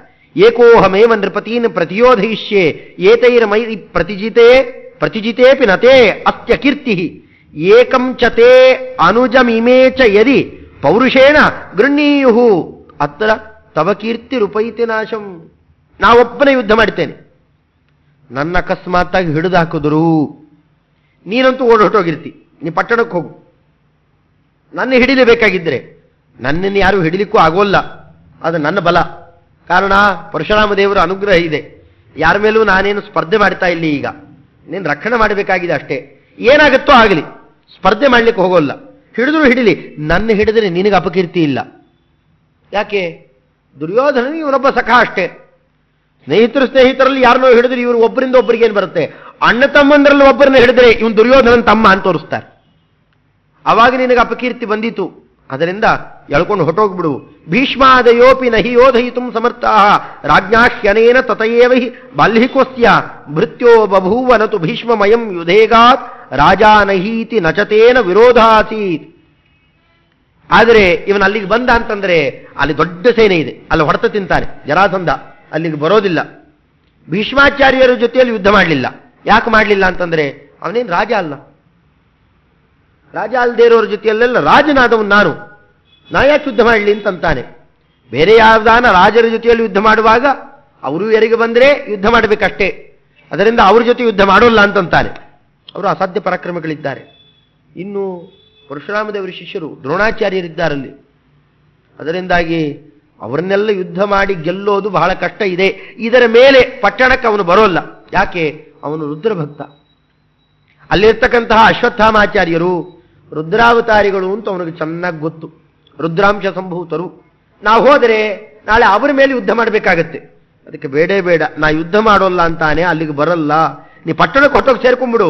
ಹಸ್ತಿನಾವತಿಗೆ ಸೇರ್ಬಿಟ್ರೆ ಯುದ್ಧಕ್ಕೆ ಬರೋಲ್ಲ. ಅದಕ್ಕೆ ಮುಂಚೆ ಎಲ್ಲಾನ ಇದ್ದರೆ ಹಿಡಿದಾಕ್ಬಿಡ್ತಾನೆ. ಬಹಳ ಕಷ್ಟ ಇದೆ, ನೀವು ಹೊರಟು ಬಿಡು. ಇತ್ಯುಕ್ತ ಆಶುತ ವಿಮರ್ಶ್ಯ ಯಯೋಪುರಂ ಸ್ವಂ. ಇವನ್ನೆಲ್ಲ ಕೇಳಿದಾಗ ಹೌದು ಅಂತ ಅನಿಸ್ತು. ಕರ್ಣ ಹೇಳ್ತಾ ಇರೋದು ನಿಜ. ಆದರೆ ಕರ್ಣನ ಒಬ್ಬನ್ನೇ ಸಿಕ್ಕಾಕಿಸಿ ಹೋಗ್ತೇನೆ ಅಂತ ನಾಚಿಕೆ ಇರಲಿಲ್ಲ ಅವನಿಗೇನು. ಅವನೊಬ್ಬ ಸಿಕ್ಕಾಕೊಂಡ್ರು ಚಿಂತೆ ಇಲ್ಲ, ನಾ ಬಚಾವ ಆದರೆ ಸಾಕು. ಈ ರಕ್ಷಣೆಗೋಸ್ಕರನೇ ಅವನು ಸಾಕೊಂಡಿದ್ದಿತ್ತು. ಅದಕ್ಕೆ ಅಷ್ಟು ಹೇಳಿಬಿಟ್ಟ. ಆದರೆ ಕರ್ಣ ತನ್ನ ಸರ್ವಸ್ವ ತ್ಯಾಗ ಮಾಡುತ್ತಾನೆ. ತನಗೆ ಅಪಚಾರ ಮಾಡುವವನಿಗೆ ಸರ್ವಸ್ವ ತ್ಯಾಗ ಮಾಡುತ್ತಾನೆ. ಇದನ್ನೆಲ್ಲ ಚಿತ್ರಣ ಮಾಡುತ್ತಾರೆ ಆಚಾರ್ಯರು. ಕರ್ಣೋ ಪಿತೈ ಪ್ರತಿಯೋದ್ ಜಿಗಾಯೇ ಚೈತಾನ್. ಅದೇ ಕಾಲದಲ್ಲೇನೆ ಯುದ್ಧ ಮಾಡ್ತಾನೆ, ಸ್ಪರ್ಧೆ ಇರಲಿಲ್ಲ, ಎಲ್ಲರನ್ನೂ ಗೆದ್ದು ಬಿಡ್ತಾನೆ. ಕರ್ಣಸ್ಯ ವೀರ್ಯ ಮಗಣಯ್ಯ ಜರಾಸುತೋಪಿ ಏಕೈಕಮೇವ ನೃಪತಿಂ ಸದಿದೇಶಯೋದ್ಧುಂ. ಒಬ್ಬೊಬ್ಬರನ್ನೇ ನೀ ಹೋಗು ಅವು ಎಲ್ಲರೂ ಹೊಡೆತ ತಿಂದು ಬರ್ತಾರೆ. ಕಡೆಗೆ ಅವನೇ ಬಂದ, ಜರಾಸಂಧನೆ. ಸರ್ವೇಷು ತೇಷು ವಿಜಿತೇಶ್ವ ಅಭಿಜಗ್ಮಿವಾನ್ಸಹ ಯೋದ್ಧುಂ ಬೃಹದ್ರಥ ಸುತಃ ಅಪಿ ಅಮುನಾ ರಥೇನ. ದೊಡ್ಡ ರಥ, ತನ್ನ ಆಯುಧಗಳು, ಏನು ರುದ್ರದೇವರ ವರ ವಿಶೇಷ ಎಲ್ಲ ತಗೊಂಡು ನಾ ಗೆದ್ದು ಬಿಡ್ತೇನೆ ಅಂತ ತಾನು ಬರ್ತಾನೆ. ಆದರೆ ಆ ಕಾಲಕ್ಕೆ ಇಬ್ಬರು ಪರಸ್ಪರವಾಗಿ ಹೊಡೆದಾಡಿಕೊಳ್ತಾ ಪರಸ್ಪರ ರಥ ಸುಟ್ಟುಕೊಂಡ್ರು. ಸಾರಥಿಗಳನ್ನ, ರಥಗಳನ್ನ, ಆಯುಧಗಳನ್ನೆಲ್ಲ ಸುಟ್ಟುಕೊಂಡ್ರು. ಕಡೆಗೆ ಇನ್ನೇನೂ ಉಳಿಲಿಲ್ಲ. ಇವನಿಗೆ ಪರಶುರಾಮ ದೇವರ ವರ ಇದೆ, ಅವನಿಗೆ ರುದ್ರದೇವರ ವರ ಇದೆ. ಅದರಿಂದಾಗಿ ಇಬ್ಬರು ಆ ಕಾಲಕ್ಕೆ ಒಳ್ಳೆ ಬಲಿಷ್ಠರಾಗಿ ಅಸಾಧ್ಯ ಯುದ್ಧ ಮಾಡ್ತಾ ತಂ ಚೈವ ರಾಮ ವರತೋ ವಿರಥಂ ವಿಶಸ್ತ್ರಂ ಚಕ್ರೇ ಚ ನೈನಮಥ ಮುಷ್ಟಿಬಿಹಿ ಅಭ್ಯುಪೇತವು. ಇನ್ನೇನು ಉಳಿಲಿಲ್ಲ ಯುದ್ಧ ಮಾಡಲಿಕ್ಕೆ. ಕಡೆಗೆ ಒಬ್ಬೊಬ್ಬರೇ ಹಿಡ್ಕೊಂಡು ಮುಷ್ಟಿ ಯುದ್ಧ ಮಾಡಲಿಕ್ಕೆ ಶುರು ಮಾಡ್ತಾರೆ. ಭಾರಿ ಮುಷ್ಟಿ ಯುದ್ಧ ನಡೀತದೆ. ಅದರಲ್ಲಿ ಕರ್ಣ ಒಂದು ಕಂಡುಕೊಳ್ತಾನೆ, ಅವನು ಗೊತ್ತಿರೋಲ್ಲ ರಹಸ್ಯ. ಆದರೂ ಒಂದು ಕಡೆ ಪೆಟ್ಟು ಕೊಟ್ಟಾಗ ಜರಾಸಂಧ ಬಗ್ತಿರ್ತಾನೆ. ನೋಡಿದ, ಅಲ್ಲಲ್ಲೇ ಪೆಟ್ಟು ಕೊಡ್ತಾನೆ. ಅದವನ ಮರ್ಮಸ್ಥಳ, ಸರಿಯಾಗಿ ಶರೀರದ ಮಧ್ಯಭಾಗ. ಮಧ್ಯಕ್ಕೆ ಪೆಟ್ಟು ಕೊಟ್ರೆ, ಯಾಕೆ ಅಲ್ಲೇ ಸೇರಿಸಿರ್ತಾಳೆ ಜರ, ಎಲ್ಲಿ ಸೇರಿಸಿದ್ನೋ ಅಲ್ಲಿಗೆ ಸರಿಯಾಗಿ ಪೆಟ್ಟು ಕೊಟ್ರೆ ಅವನು ಸುಮ್ಮನಾಗಿ ಬಿಡ್ತಿರ್ತಾನೆ. ಅದನ್ನೇ ನೋಡಿಕೊಂಡು ಚೆನ್ನಾಗಿ ಪೆಟ್ಟು ಕೊಡ್ತಾನೆ. ಕರುಣೋ ಜಗಾನ ನಪನಾರ್ತ್ರ ತುತೋಷ ರಾಜ. ಮತ್ತೆ ಅಲ್ಲೇ ಹೊಡಿಬೇಕು. ಪ್ರತಿಸಂಧಿತಸ್ಯ, ಅಲ್ಲಿ ಸಂಧಿ ಆಗಿದೆ, ಅಲ್ಲೇ ಹೊಡಿಬೇಕು. ಇವು ಕುಸಿದು ಕೂಡ್ತಿದ್ದ. ನಜ್ಞಾತಮೇತದಪಿ ಹೋ ಹಲಿನಾಥದೇತತ್ ಜ್ಞಾತಂ ತ್ವಯಾ ಭವತತೋ ಮಮ ಭೃತ್ಯ ಏವ. ಆ ಕಾಲಕ್ಕಂದಂತ ಯಾವಾಗ ಭಾರಿ ಹೊಡೆತ ಬಿತ್ತು ಆಗಂದ, ಯುದ್ಧ ನಿಲ್ಸು ಒಂದು, ನೀ ಭಾರಿ ಬಲಿಷ್ಠ ಇದ್ದೀಯಾ, ನನ್ನ ಭೃತ್ಯ ಆಗಿಬಿಡು ಒಂದು. ನಾನು ಇನ್ನೂ ಭಾರಿ ಯುದ್ಧ ಮಾಡಬಹುದು, ನನಗಿರೋಷ್ಟು ರಾಜ್ಯ ಕೋಶ ಸಂಪತ್ತು ನಿನಗಿಲ್ಲ, ಅದರಿಂದ ನನಗೊಬ್ಬ ಭೃತ್ಯನಾಗಿಬಿಡು, ನೀನು ಸ್ನೇಹಿತನಾಗಿಬಿಡು. ಆ ರೀತಿಯಲ್ಲಿ ಆದಿಯಿಂದ ನಾವಿಬ್ಬರು ಸಂಧಿ ಮಾಡಿಕೊಂಡ್ವಿ ಅಂತಂದ್ರೆ ಬೇರೆ ಇನ್ನೇನಾರು ಕೆಲಸ ಮಾಡಬಹುದು. ಅಷ್ಟೇ ಅಲ್ಲ, ನಿನಗೆ ಅಂಗರಾಜ್ಯ ಕೊಡ್ತೇನೆ ಅಂತ. ಅಂಗರಾಜ್ಯ ಅವನು ಕೊಟ್ಟಿದ್ದ, ಅವನು ತುಂಡು ಕೊಟ್ಟಿದ್ದ ಅಷ್ಟೇ. ಆದರೆ ನಿಜವಾದ ಅಂಗರಾಜ್ಯ ನಿನಗೆ ಕೊಡ್ತೇನೆ ಅಂತ. ನನ್ನಲ್ಲಿದೆ ಪೂರ್ಣ. ಎಲ್ಲ ನಿಮ್ಮಪ್ಪನಲ್ಲೆಲ್ಲ ಹೊಡೆದಿದ್ದೆ ನಾನು, ಅದನ್ನು ಅಧಿರಾಜನಲ್ಲಿ ಅಧಿರಥನಲ್ಲಿ ಅದನ್ನೆಲ್ಲ ಎತ್ತಿಟ್ಟುಕೊಂಡಿದ್ದೇನೆ, ಪೂರ್ಣ ಕೊಡ್ತೇನೆ ನಿನಗೆ. ಇದು ಹಲಿ ಅಂತಂದ್ರೆ ಹಲಾಯುಧ ಇಟ್ಟುಕೊಳ್ಳೋರು. ಬಲರಾಮನಿಗೂ ಇದು ಗೊತ್ತಿರಲಿಲ್ಲ, ಅದು ನಿನಗೆ ಗೊತ್ತಾಗಿದೆ. ನನ್ನ ಮರ್ಮಸ್ಥಳ ಗೊತ್ತಿದೆ, ಆದ್ದರಿಂದಾಗಿ ನಿನ್ನೆ ಎದುರು ಹಾಕ್ಕೊಳ್ಳೋದ್ರಲ್ಲಿ ಹೆಚ್ಚು ಅರ್ಥ ಇಲ್ಲ. ನಾಯಿನಿ ಯುದ್ಧ ಮಾಡೋಲ್ಲ, ಯುದ್ಧ ಸಾಕು ಒಂದು ನಿಲ್ಲಿಸಿಬಿಡ್ತೇನೆ, ಸಖ್ಯದಿಂದ ಯುದ್ಧ ನಿಲ್ಲಿಸ್ತೇನೆ. ಅದು ಸೋತಿದ್ದಲ್ಲ. ಏವಂ ವಿಧಂ ಸುಕುಶಲಂ ಬಹುಯುದ್ಧ ಶೌಂಡಂ. ಒಳ್ಳೆ ಕೌಶಲ್ಯ ಇದೆ, ಒಳ್ಳೆ ಶೌಂಡ ಇದ್ದೀಯಾ, ಸಮರ್ಥ ಇದ್ದೀಯಾ. ಕರ್ಣನ ಪರಾಕ್ರಮ ಇನ್ನೆಲ್ಲೂ ಹಿಂದೆ ಮುಂದೆ ಇಷ್ಟೊಂದು ವರ್ಣನೆ ಮಾಡಿಲ್ಲ. ಇಲ್ಲ, ಅದಕ್ಕೂ ಒಂದು ಪ್ರಕರಣ ತಗೊಂಡು ಅದನ್ನು ತೋರಿಸ್ತಾ, ನತ್ವಾಂ ಹನಿಷ್ಯ ಉತತೆ ಪಿತುರೇವ ಪೂರ್ವಂ ಬಾಹ್ವೋಹೋ ಬಲಾದ್ ಅಭಿಹೃತಂ ಹಿ ಮಯಾಂಗರಾಜ್ಯಂ ತತ್ವಂ ಗ್ರಹಾಣ ಯುಧಿ ಕರ್ಮ ಕರಶ್ಚ ಮೇಸ್ಯಾ. ನಾನು ಕೆಲಸ ಮಾಡಿಕೊಡು, ನನ್ನ ರಾಜ್ಯ ಏನಿದೆ ಅದು ಪೂರ್ಣ ಕೊಡ್ತೇನೆ ನಿನಗೆ.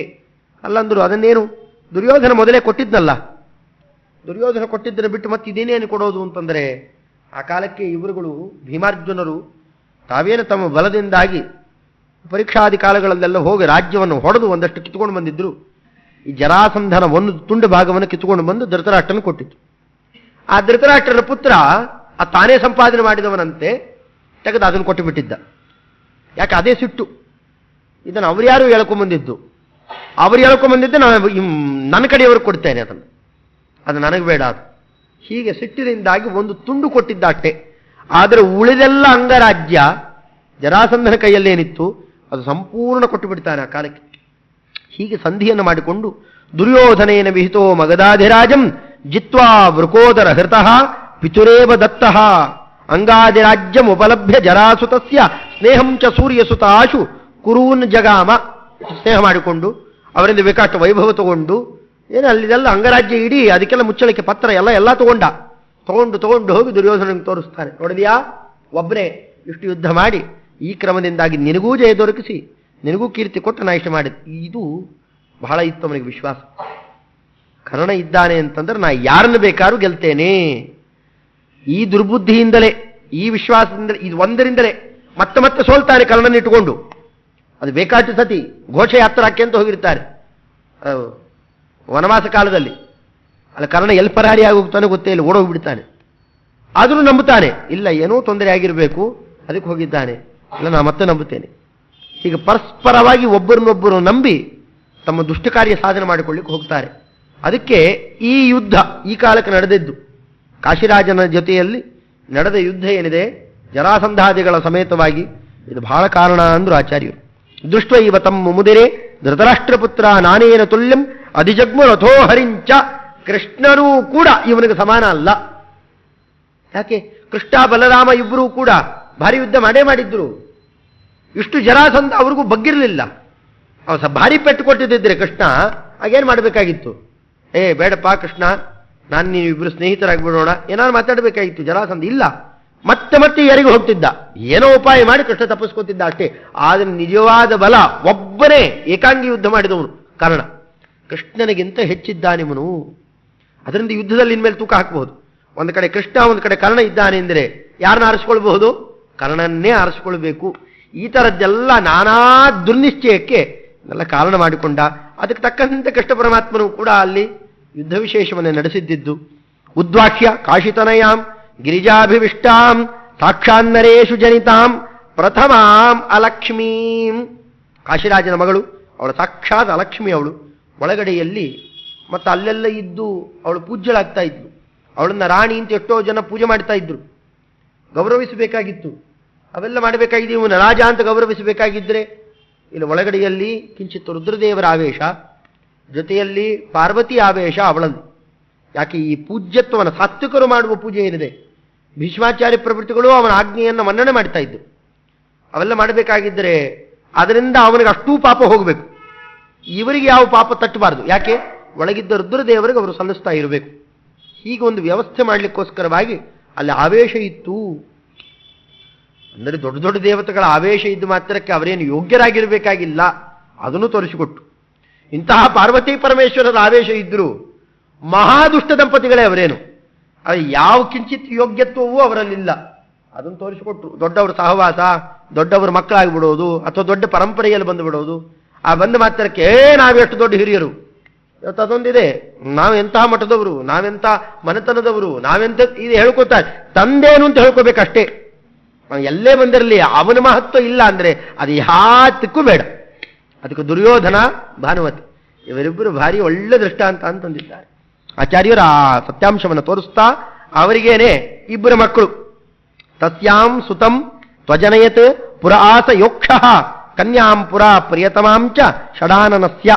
ಹಿಂದೆ ಅಕ್ಷಕುಮಾರ ಏನಿದ್ದ ರಾವಣನ ಪುತ್ರ ಅವನೇ. ಇಲ್ಲಿ ಅವನಿಗೂ ಪ್ರಮೋಷನ್. ಮತ್ತೆ ರಾವಣನ ಮಗ ಆಗಿದ್ದ, ದುರ್ಯೋಧನನ ಮಗನಾಗಿ ಬರತಕ್ಕಂಥ ಲಕ್ಷಣ ಕುಮಾರ ಅಂತ ಅಲ್ಲಿ ಬಂದಿದ್ದವನು. ಮಧ್ಯದಲ್ಲಿ ಯುದ್ಧದಲ್ಲಿ ಹತನಾಗಿ ಹೋಗ್ತಾನವನು. ಅದ್ರ ಜೊತೆಯಲ್ಲಿ ಲಕ್ಷಣಾದೇವಿ ಅಂದೆ ಪುಲ್ಲಿಂಗ ಸ್ತ್ರೀಲಿಂಗ ಇಟ್ಟುಬಿಟ್ರೆ ಆಗೋಯ್ತಷ್ಟೇ. ಲಕ್ಷಣ ಲಕ್ಷಣ ಹಾಗೆ ಹೆಸರಿಡೋದು ಇತ್ತು ಪದ್ಧತಿ ಅಂತ ತೋರಿಸ್ತಾರೆ. ಆ ಲಕ್ಷಣಾದೇವಿ ಬೇರೆ ಯಾರು ಅಲ್ಲ. ಮುಂದೆ ಅಲ್ಲಿ ಬಂದು ಸಾಂಬ ಅವನು ಬಂದು ಇವರೆಲ್ಲರ ಮಧ್ಯದಲ್ಲಿ ಹೊಡ್ಕೊಂಡು ತೊಗೊಂಡು ಹೊರಟೋಗ್ತಾನೆ. ಮುಂದೆ ಕಟ್ಟಾಕ್ತಾರೆ, ಬಲರಾಮ ದೇವರು ಬಿಡಿಸಿಕೊಳ್ತಾರೆ, ಅವೆಲ್ಲ ಪ್ರಕರಣ ನಡೀತದೆ. ಆದರೆ ಇದೇ ಲಕ್ಷಣಾದೇವಿಯನ್ನ ಸಾಂಬ ಮದುವೆ ಆಗ್ತಾನೆ. ಜಾಂಬವತಿ ಪುತ್ರ, ಕೃಷ್ಣದೇವರ ಪುತ್ರ ಅವ ಮದುವೆ ಆಗ್ತಾನೆ. ಕಾರಣ ಪ್ರದ್ಯುಮ್ನ ಮತ್ತು ಸಾಂಬ ಇಬ್ಬರೂ ಮನ್ಮಥನ ಅವತಾರ, ಇಬ್ಬರೂ ಮನ್ಮಥನ ಅವತಾರನೇ. ಅದಕ್ಕೆ ಆಚಾರ್ಯ ಇಲ್ಲಂದ್ರು ಇವನು ಷಡಾನನಸ್ಯ, ಷಡಾನನ ಅಂದ್ರೆ ಸ್ಕಂಧ, ಅವನು ಮಗನಾಗಿ ಬಂದಿರತಕ್ಕಂಥವನು. ಆ ಕ್ರಮದಲ್ಲಿ ಪುತ್ರೋ ಬಭೂವ ಸತು ಲಕ್ಷಣ ನಾಮಧೇಯ ಸಾ ಲಕ್ಷಣೇತ್ಯಧಿಕ ರೂಪ ಗುಣ ಸಕನ್ಯಾ ತಸ್ಯಾ ಅನುಜಾಶ್ಚ ನಿಜಯೋಗ್ಯ ಗುಣ ಅವಾಪುಹು ಭಾರ್ಯಾ ಪುನಶ್ಚ ಸೈ ಸುಯೋಧನ ಆಪಭಾರ್ಯಾ. ಅದರಂತೆ ನೀನು ಬೇರೆ ಬೇರೆ ಬೇರೆ ಬೇರೆ ಎಲ್ಲರೂ ಕೂಡ ಆ ದುಶಾಸನ ಪ್ರವೃತ್ತಿಗಳು ಅವರವರಿಗೆ ಯೋಗ್ಯರನ್ನೆಲ್ಲ ಮದುವೆ ಮಾಡಿಕೊಂಡ್ರು. ಅನ್ನೆಲ್ಲ ಹೆಚ್ಚು ಪಟ್ಟಿ ಮಾಡೋ ಅಗತ್ಯ ಇಲ್ಲ, ಅದು ಬೇಕಾಗಿಲ್ಲ ಅಂತ ತೆಗೆದಾಕ್ಬಿಟ್ಟು ಅವರವ್ರಿಗೆ ಯೋಗ್ಯರು ಯಾರೋ ಅವ್ರು ಮಾಡಿಕೊಂಡ್ರು ಅಷ್ಟು ತೋರಿಸ್ತಾ. ಪೂರ್ವಂ ಸುರಾಂತಕೈತೆ ಪ್ರತಿತೋಸ್ತುತೋಭೂತ್ ದುಶ್ಯಾಸನಸ್ಯ ತದನು ಪ್ರತಿತಪ್ಯಮಾನಾ. ಅದರಂತೆ ಹಿಂದೆ ಸುರಾಂತಕ, ನರಾಂತಕ, ಸ್ವರಾಂತಕ ಅಂತೆಲ್ಲ ಮಕ್ಕಳಿದ್ದವರು ರಾವಣನಿಗೆ. ದುಶಾಸನಿಗೂ ಮಗನಾಗಿ ಬರ್ತಾನ ಅವನು. ದೃಷ್ಟೈವ ಪಾರ್ಥಬಲ ವೀರ್ಯ ಗುಣಾನ ಸಮೃದ್ಧಿಂ ತಾಂ ಚೈವತೆ ಪ್ರತಿಯುಸ್ಮ ಕಲಿಂಗ ದೇಶಂ. ಇದೆಲ್ಲ ಬಲ ಇಟ್ಟುಕೊಂಡು ಅದಕ್ಕೇನು ಮಾಡಿದ, ಸುವಜ್ರರಾಜನ ಹತ್ರ ಹೋಗ್ತಾನೆ. ಈ ನಿಶ್ಚಯ ಇದ್ದಿದ್ದರಿಂದ ಸುವಜ್ರರಾಜನಲ್ಲೂ ಹೋಗಿ ಆ ಕನ್ಯೆಯನ್ನು ಹೊಡೆದು ಬಿಡ್ತೇನೆ ಅಂತ ಕರ್ಣ ಸಮೇತವಾಗಿ ಹೋಗಿ ಅಲ್ಲಿ ಈಗ ಪಾಂಡವರಿದ್ದರಲ್ಲ, ಇಲ್ಲಿ ಪಾಂಡವರಿದ್ದರಿಂದ ಸ್ಪರ್ಧಾ ಬೆಳೀತು. ಕರ್ಣನಿಗೆ ಏನು ಮಾಡ್ಲಿಕ್ಕಾಗೋಲ್ಲ, ಹೊಡೆತ ತಿಂದು ಬರ್ತಾನೆ. ಅವನು ಹೊಡೆತ ತಿಂದು ಬಂದು ಬಿಡ್ತಾನೆ, ದುರ್ಯೋಧನನ್ನು ಕಟ್ಟಾಕಿಬಿಡ್ತಾನೆ. ಆ ಹೊತ್ತಿಗೆ ಭೀಷ್ಮಾಚಾರ್ಯ ಪ್ರವೃತ್ತಿಗಳು ಎಲ್ಲರೂ ಕೂಡ ಅವನು ಕೇಳ್ಕೊಳ್ಳೋಣ. ದುರ್ಯೋಧನೆ ಅನುಜನೈ ಸಹತೈರ್ಗೃಹೀತೆ ಭೀಷ್ಮ, ಅಂಬಿಕೇಯ, ವಿದುರ, ಅಗ್ರಜ ವಾಕ್ಯ ನುನ್ನಃ ಇಷ್ಟು ಜನ ಕೇಳ್ಕೊಳ್ತಾರೆ ಆ ಕಾಲಕ್ಕೆ. ಇದರ ಹಸ್ತನಾವತಿ ಪಟ್ಟಣದ ಮರ್ಯಾದೆ ಹೋಗೋ ಕೆಲಸ ಇದು. ಅವನೇನು ಯೋಗ್ಯ ಅಲ್ಲ ಸುಭದ್ರ ರಾಜ, ಅವನು ಹೊಡಿಲಿಕ್ಕೂ ಇದೊಂದು ಒಳ್ಳೆ ಯೋಗ್ಯ ಕಾಲ ಅಂತ ಬಳಕೆ ಮಾಡ್ಕೋ ಭೀಮ. ಅದರಿಂದ ಹೋಗಿ ಅವನು ಕರ್ಕೊಂಬಾರಪ್ಪ ದುರ್ಯೋಧನನನ್ನ. ಈ 2 ಕಾಲದಲ್ಲಿ ಬದುಕಿಸ್ತಾರೆ ದುರ್ಯೋಧನ. ಅವನು ಘೋಷಯಾತ್ರಾಕ್ಕೆ ಬಂದಾಗಲೂ ಹಿಂಗೆ ಅವ್ಯವಸ್ಥೆ ಮಾಡಿ ಸಿಕ್ಕಾಕೊಂಡ್ಬಿಟ್ಟಿರ್ತಾನೆ. ಆಗಲೂ ಏನೋ ಮಾಡಿ ಹೋಗ ಕಡೆಗೆ ಅಂತ ಹೇಳಿ ಚಿತ್ರಸೇನ ಗಂಧರ್ವನ ಬಂಧನವನ್ನು ಬಿಡಿಸಿ ಓಡಿಸ್ತಾರವನನ್ನು. ಅಂದ್ರೆ ಏನು, ತುಂಬ ಕ್ಲೇಶ ಬಂದಿರಬೇಕು. ತನಗೆ ಯಾರು ಅತ್ಯಂತ ವಿರೋಧಿಗಳೋ ಅವರು ಇವನಿಗೆ ಜೀವದಾನ ಮಾಡಬೇಕು. ಅವನು ಬದುಕಿರೋದಷ್ಟು ಅವರಿಂದಲೇ, ಬದುಕಿರೋ ಕ್ಷಣ ಎಲ್ಲ ಒದ್ದಾಡಬೇಕು ಅವನು. ಈ ಕ್ರಮದಲ್ಲಿ ಅನಂತ ದುಃಖ ಕೊಡ್ಲಿಕ್ಕೋಸ್ಕರನೇ, ಇದರಿಂದೇನು ಆನಂದ ಇಲ್ಲ, ಬದುಕಿಬಿಟ್ಟೇನು ಸಂತೋಷ ಪಡೋ ಹಾಗಿಲ್ಲ, ಬದುಕಿರೋ ತನಕ ಬದುಕೋಬೇಕು. ಇದು ಭೀಮ ಕೊಟ್ಟಿದ್ದು, ಇದು ಭೀಮ ಕೊಟ್ಟ ಭಿಕ್ಷೆ. ಭೀಮ ಬದುಕಿಸಿದ ಬದುಕೊಂಡು ಬಂದೆ, ಈಗ ಪ್ರತಿ ಸತಿ ಹೊಡ್ಕೋಬೇಕು. ಈ ರೀತಿಯಲ್ಲಿ ಮಾಡ್ತಾ ಭೀಮೋ ವಿಜಿತ್ಯ ನೃಪತೀನ್ ಸ ರಾಜ ಸ ಜರಾ ಸುತಾಂಸ್ತಾನ್ ಹತ್ವಾ ಸುವಜ್ರಂ ಮೋಚತ್ ರಾಷ್ಟ್ರಪುತ್ರಾನ. ಆ ಕಾಲಕ್ಕೆ ಅಲ್ಲೇ ಇದ್ದ ಜರಾಸಂಧ ಪ್ರವೃತ್ತಿಗಳನ್ನೂ ಆ ಕಾಲಕ್ಕೆ ಗೆಲ್ತಾರೆ. ಕರ್ಣ ಒಬ್ಬನೇ ಅಲ್ಲ, ಕರ್ಣ ಬರೀ ಆ ಕಾಲಕ್ಕೆ ಅವನ ಜೊತೆ ಸಂಧಿ ಮಾಡಿಕೊಂಡು ಬಂದವನು. ಇವರ ಜರಾಸುತಾದಿಗಳನ್ನೆಲ್ಲ ಎಲ್ಲ ಹೊಡೆದು ಅವರು ಯಾರೂ ಏನು ಮಾಡ್ಲಿಕ್ಕಾಗಬಾರದು. ಹಾಗೆ ದುರ್ಯೋಧನನನ್ನ ಆ ಹುಡುಗಿ ಸಮೇತವಾಗಿ ಎತ್ಕೊಂಡ್ಬರ್ತಾರೆ. ಆ ಹುಡುಗಿಯನ್ನು ಇವನೇ ಮದುವೆ ಆಗ್ತಾನೆ. ಅವೆಲ್ಲ ಮುಂದೆ ನಡೆದು ಹೋಗ್ತದೆ ಪ್ರಕರಣ. ತೇಪಿ ಸ್ಮ ಕರ್ಣ ಸಹಿತಾ ಮೃತ ಪ್ರತೀಕಾ ಮೃತಕ ಪ್ರತೀಕಾ, ಎಲ್ಲ ಶವ ಆದಂತೆ ಆಗಿದ್ದರಂತೆ. ಒಬ್ಬರ ತಲೆ ಎತ್ತೋಷ್ಟಿಲ್ಲ, ಎಲ್ಲ ತಲೆ ತಗ್ಗಿಸಿಕೊಂಡೇ ಬದುಕ್ತಿರಬೇಕು. ಅದನ್ನ ನಾಗಾಹ್ವಯಂ ಪುರಮಥ ಆಜಯುಹು ಅಪ್ಯಮೀಷಾಂ ದೃಷ್ಟ್ವಾ ವಿರೋಧಮವದನ್ ನೃಪತಿಶ್ಚ ಧರ್ಮ ಪುತ್ರಂ ಪುರಂದರ ಕೃತ ಸ್ಥಳಮಾಶುಯಾಹಿ. ಇದೂ ಒಂದು ಕಾರಣ ಇತ್ತಾದ್ದರಿಂದಾಗಿ ಇದೆಲ್ಲ ಪ್ರಾಸಂಗಿಕವಾಗಿ ಚಿತ್ರಣ ಮಾಡಿತು. ಇದೂ ಎಲ್ಲ ಕಾರಣ ಇದ್ದಿದ್ದರಿಂದ ರಾಜನು ಹೇಳಿದ, ಅಲ್ಲಿ ಗಾಂಧಾರಿ ದೇವಿ ಹೇಳಿಕೊಂಡ್ಲು ಕುಂತಿದೇವಿಗೆ, ಜೊತೆಯಲ್ಲಿ ಧೃತರಾಷ್ಟ್ರನು ಧರ್ಮರಾಜನನ್ನು ಕರೆದಂತಾನೆ, ಅಪ್ಪ ನಿಮಗೊಂದು ಬೇರೆ ರಾಜ್ಯ ಕೊಡ್ತೇನ್ರು, ನೀವು ಪ್ರತ್ಯೇಕವಾಗಿ ಹೊಟ್ಟೋಗ್ಬಿಟ್ರಿ. ಎಷ್ಟು ದಿವಸ ರಾಜ್ಯ ಆಳಿದ್ದ ನನ್ನ ಮಗ, ನಾನು ಅವನಿಗೂ ಬೇಕು ಅಂತ ಅನಿಸ್ತದೆ, ನಿಮಗೂ ಕೊಡ್ತೇನೆ ಅವ್ರಿಗೂ ಕೊಡ್ತೇನೆ, ಇಬ್ಬರಿಗೂ ಹಂಚಿಬಿಡ್ತೇನೆ. ಹಂಚಿಬಿಟ್ಟಾಗ ಇಬ್ಬರಿಗೂ ಹೆಚ್ಚು ಸಮಸ್ಯೆ ಇಲ್ಲ, ಹೀಗೆ ಮಾಡೋಣ ಅಂತ ನೆಪ ಹಾಕ್ಕೊಳ್ತಾ ಕೋಶಾರ್ಧಮೇವಚ ಗ್ರಹಣ. ಇಲ್ಲಿ ಬರೀ ವಾರಣಾವತ ಕೋಡಿಸಿದಂತ ಓಡಿಸಿದ್ದಲ್ಲ, ಸ್ಪಷ್ಟವಾಗಿ ಪ್ರತ್ಯೇಕವಾಗಿ ಅರ್ಧ ಕೋಶ ತಗೊಂಡು ಹೋಗ್ಬೇಕು ನೀವು. ಇಲ್ಲಿರೋ ಕೋಶದಲ್ಲಿ ಅರ್ಧ ಕೋಶ, ಅಲ್ಲಿ ಎಲ್ಲಿ ಆ ಸ್ಥಳ ವಿಶೇಷಗಳನ್ನು ನೋಡಿದಾಗ ಅರ್ಧ ಸ್ಥಳ ವಿಶೇಷ, ಮತ್ತೆ ನಮ್ಮ ವಂಶದ ಹಿರಿಯರು ಎಲ್ಲಿ ರಾಜ್ಯ ಆಳ್ತಾ ಇದ್ರು ಅದು ಇಂದ್ರಪ್ರಸ್ಥ. ಆದರೆ ಹೆಚ್ಚು ಸೌಕರ್ಯ ಅಲ್ಲಿ ಅಭಿವೃದ್ಧಿ ಆಗಲಿಲ್ಲ, ಜನಗಳ ವಾಸ ಕಮ್ಮಿ ಇದೆ. ನೀವು ಧರ್ಮಿಷ್ಠರು ಅಲ್ಲಿ ಹೋಗಿ ಅದನ್ನೊಂದನ್ನು ನೀವು ಬೆಳೆಸ್ಕೊಳ್ರಿ, ಕೋಶ ಎಲ್ಲ ತೊಗೊಂಡು ಹೋಗಿ ನೀವು ಬೆಳೆಸ್ಕೊಳ್ರಿ, ಅದೊಂದು ಜವಾಬ್ದಾರಿ ನಿಮಗಿದೆ. ಅದರ ತೊಗೊಂಡು ಅಲ್ಲಿ ಹೊಟ್ಟೋಗ್ಬಿಟ್ರಿ ನೀವು. ಈ ಕ್ರಮದಲ್ಲಿ ರಾಜ ಅನ್ನೋಣ, ತ್ವಂ ವೀರ ಶಕ್ರ ಸಮಯೇವ ತತಸ್ತವೈವ, ನೀನು ಭಾರಿ ವೀರ ಇದ್ದೀಯಾ, ಶಕ್ರ ಸಮ ಇದ್ದೀಯಾ, ಇಂದ್ರದೇವರ ತರಹದಲ್ಲಿದ್ದೀಯಾ, ನಿನ್ನ ತಮ್ಮಂದಿರುಗಳು ಬೆಕ್ಕದ್ದು ಮಾಡ್ತಾರೆ, ಇದರ ಮೇಲೆ ನಿನಗೆ ಇಬ್ಬರು ಕೃಷ್ಣರ ಅನುಗ್ರಹ ಇದೆ. ವಾಸಿಷ್ಠ ಕೃಷ್ಣ, ಯಾದವ ಕೃಷ್ಣ, ಇವರಿಬ್ಬರ ಅನುಗ್ರಹ ಇದೆ, ಬೇಕಾದ ಮಾಡಿಕೊಳ್ತೀವಿ, ಅದರಿಂದ ನಿನಗೆ ಆ ರಾಜ್ಯ ಕೊಡ್ತೇನೆ, ನೀನೇ ಅಲ್ಲಿ ಹೋಗು ಅಂತ ಅನ್ಬೇಡ. ಮತ್ತೆ ಯಾಕೆ ಮೊದಲಿಂದ ಒಂದು ಕಡೆಯಲ್ಲಿ ಉಳ್ಕೊಂಡ್ಬಿಟ್ಟಿದ್ದೇವೆ ನಾವು, ಇಲ್ಲಿರೋದನ್ನೇ ಅವ್ರು ಕೊಡ್ತೇವೆ, ಹೀಗೆಲ್ಲ ಹೇಳಿ ಒಪ್ಪಿಸಿಬಿಟ್ರು. ಆಗಲಿ ಅಂದ್ರೆ ಯಾತಕ್ಕೂ ಪಾಪ ವಿರುದ್ಧ ಮಾತಾಡ್ತಿರಲಿಲ್ಲ ಧರ್ಮರಾಜ. ಎಲ್ಲ ಗೊತ್ತಿತ್ತು, ಬಲ ಪರಾಕ್ರಮ ಶಕ್ತಿ ತನ್ನ ಧರ್ಮಪ್ರಜ್ಞಾ ಎಲ್ಲ ಇದೆ. ಆದರೂ ದೊಡ್ಡವರಿಗೆ ವಿರೋಧ ಆಗಬಾರದು, ಅವರಿಗೆ ಮನಸ್ಸಿಗೆ ನೋವಾಗಬಾರದು ಅಂತ ಅನ್ನೋ ದೃಷ್ಟಿಯಲ್ಲಿ ಧರ್ಮ ಸೂಕ್ಷ್ಮ ಮಾರ್ಗದಲ್ಲೇ ನಡೀತಿದ್ದ ಮಹಾನುಭಾವ ಧರ್ಮರಾಜ. ಹಾಗೆ ಆಗಲಿ ಅಂತ ಒಪ್ಕೊಂಡ್ಬಿಡ್ತಾನೆ. ಆಗಲೇ ಚಕ್ರೇ ಅಭಿಷೇಕಮಪಿ ತಸ್ಯ ಸ ಆಂಬಿಕೇಯ.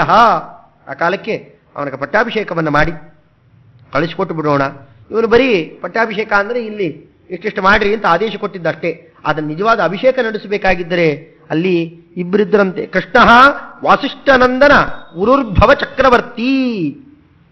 ಅಭಿಷೇಕವನ್ನು ಮಾಡ್ತಾರೆ, ನಿಜವಾಗಿಯೂ ಜಲದಿಂದ ಸಿಂಹಾಸನದಲ್ಲಿ ಕೂಡಿಸಿ ಅಭಿಷೇಕವನ್ನು ಮಾಡಿದ್ದಷ್ಟೇ ಅಲ್ಲದೇನೆ ಉರುರ್ಭವ ಚಕ್ರವರ್ತಿ, ಪೂರ್ಣ ಚಕ್ರವರ್ತಿಯಾಗಿ ಇಡೀ ಭೂಮಂಡಲವನ್ನು ಆಳು.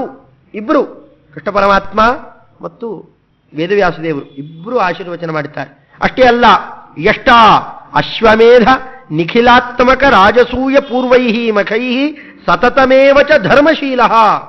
ಸತತ ಧರ್ಮಶೀಲನಾಗಿ ನೀನೇ ಅಶ್ವಮೇಧ ಯಾಗಕ್ಕೆ, ಮುಂದೆ ರಾಜಸೂಯ ಯಾಗಕ್ಕೆ ಎಷ್ಟ ಯಜಮಾನ. ಯಜಮಾನ ಅಂತಂದ್ರೆ ಅಧಿಪತಿ ಅಂತ ತಿಳ್ಕೊಂಡಿದ್ದಾರೆ, ತಪ್ಪು. ಆ ಶಬ್ದಕ್ಕೆ ನಿಜವಾದ ಅರ್ಥ ಯಜತೆ ಇತಿ ಯಜಮಾನ. ಯಾರು ಯಾಗ ಮಾಡ್ತಾನೋ ಅದರ ಪೂರ್ಣ ಖರ್ಚು ವಹಿಸಿರ್ತಾನೋ ಅವನು ಯಜಮಾನ. ಈಗ ಸಾಧಾರಣ ಏನ್ ತಿಳ್ಕೊಂಡ್ಬಿಟ್ರು, ಬರೀ ಖರ್ಚು ವಹಿಸಿದವನು ಯಜಮಾನ ಅಂತ ಅಲ್ಲ. ಯಾಗಕ್ಕೆ ಪೂರ್ಣ ನಿರ್ವಹಣೆ ಯಾರು ಮಾಡ್ತಾನೋ ಅವನು ಯಜಮಾನ. ಅದೇ ಶಬ್ದವನ್ನು ಬೇರೆ ಬೇರೆ ಕಡೆನೂ ತಗೊಂಡ್ರು. ಯಾಕೆ ತಗೊಂಡ್ರು? ಸಾತ್ವಿಕರು ಯಾಕೆ ಬಳಕೆ ಮಾಡಿದ್ರು?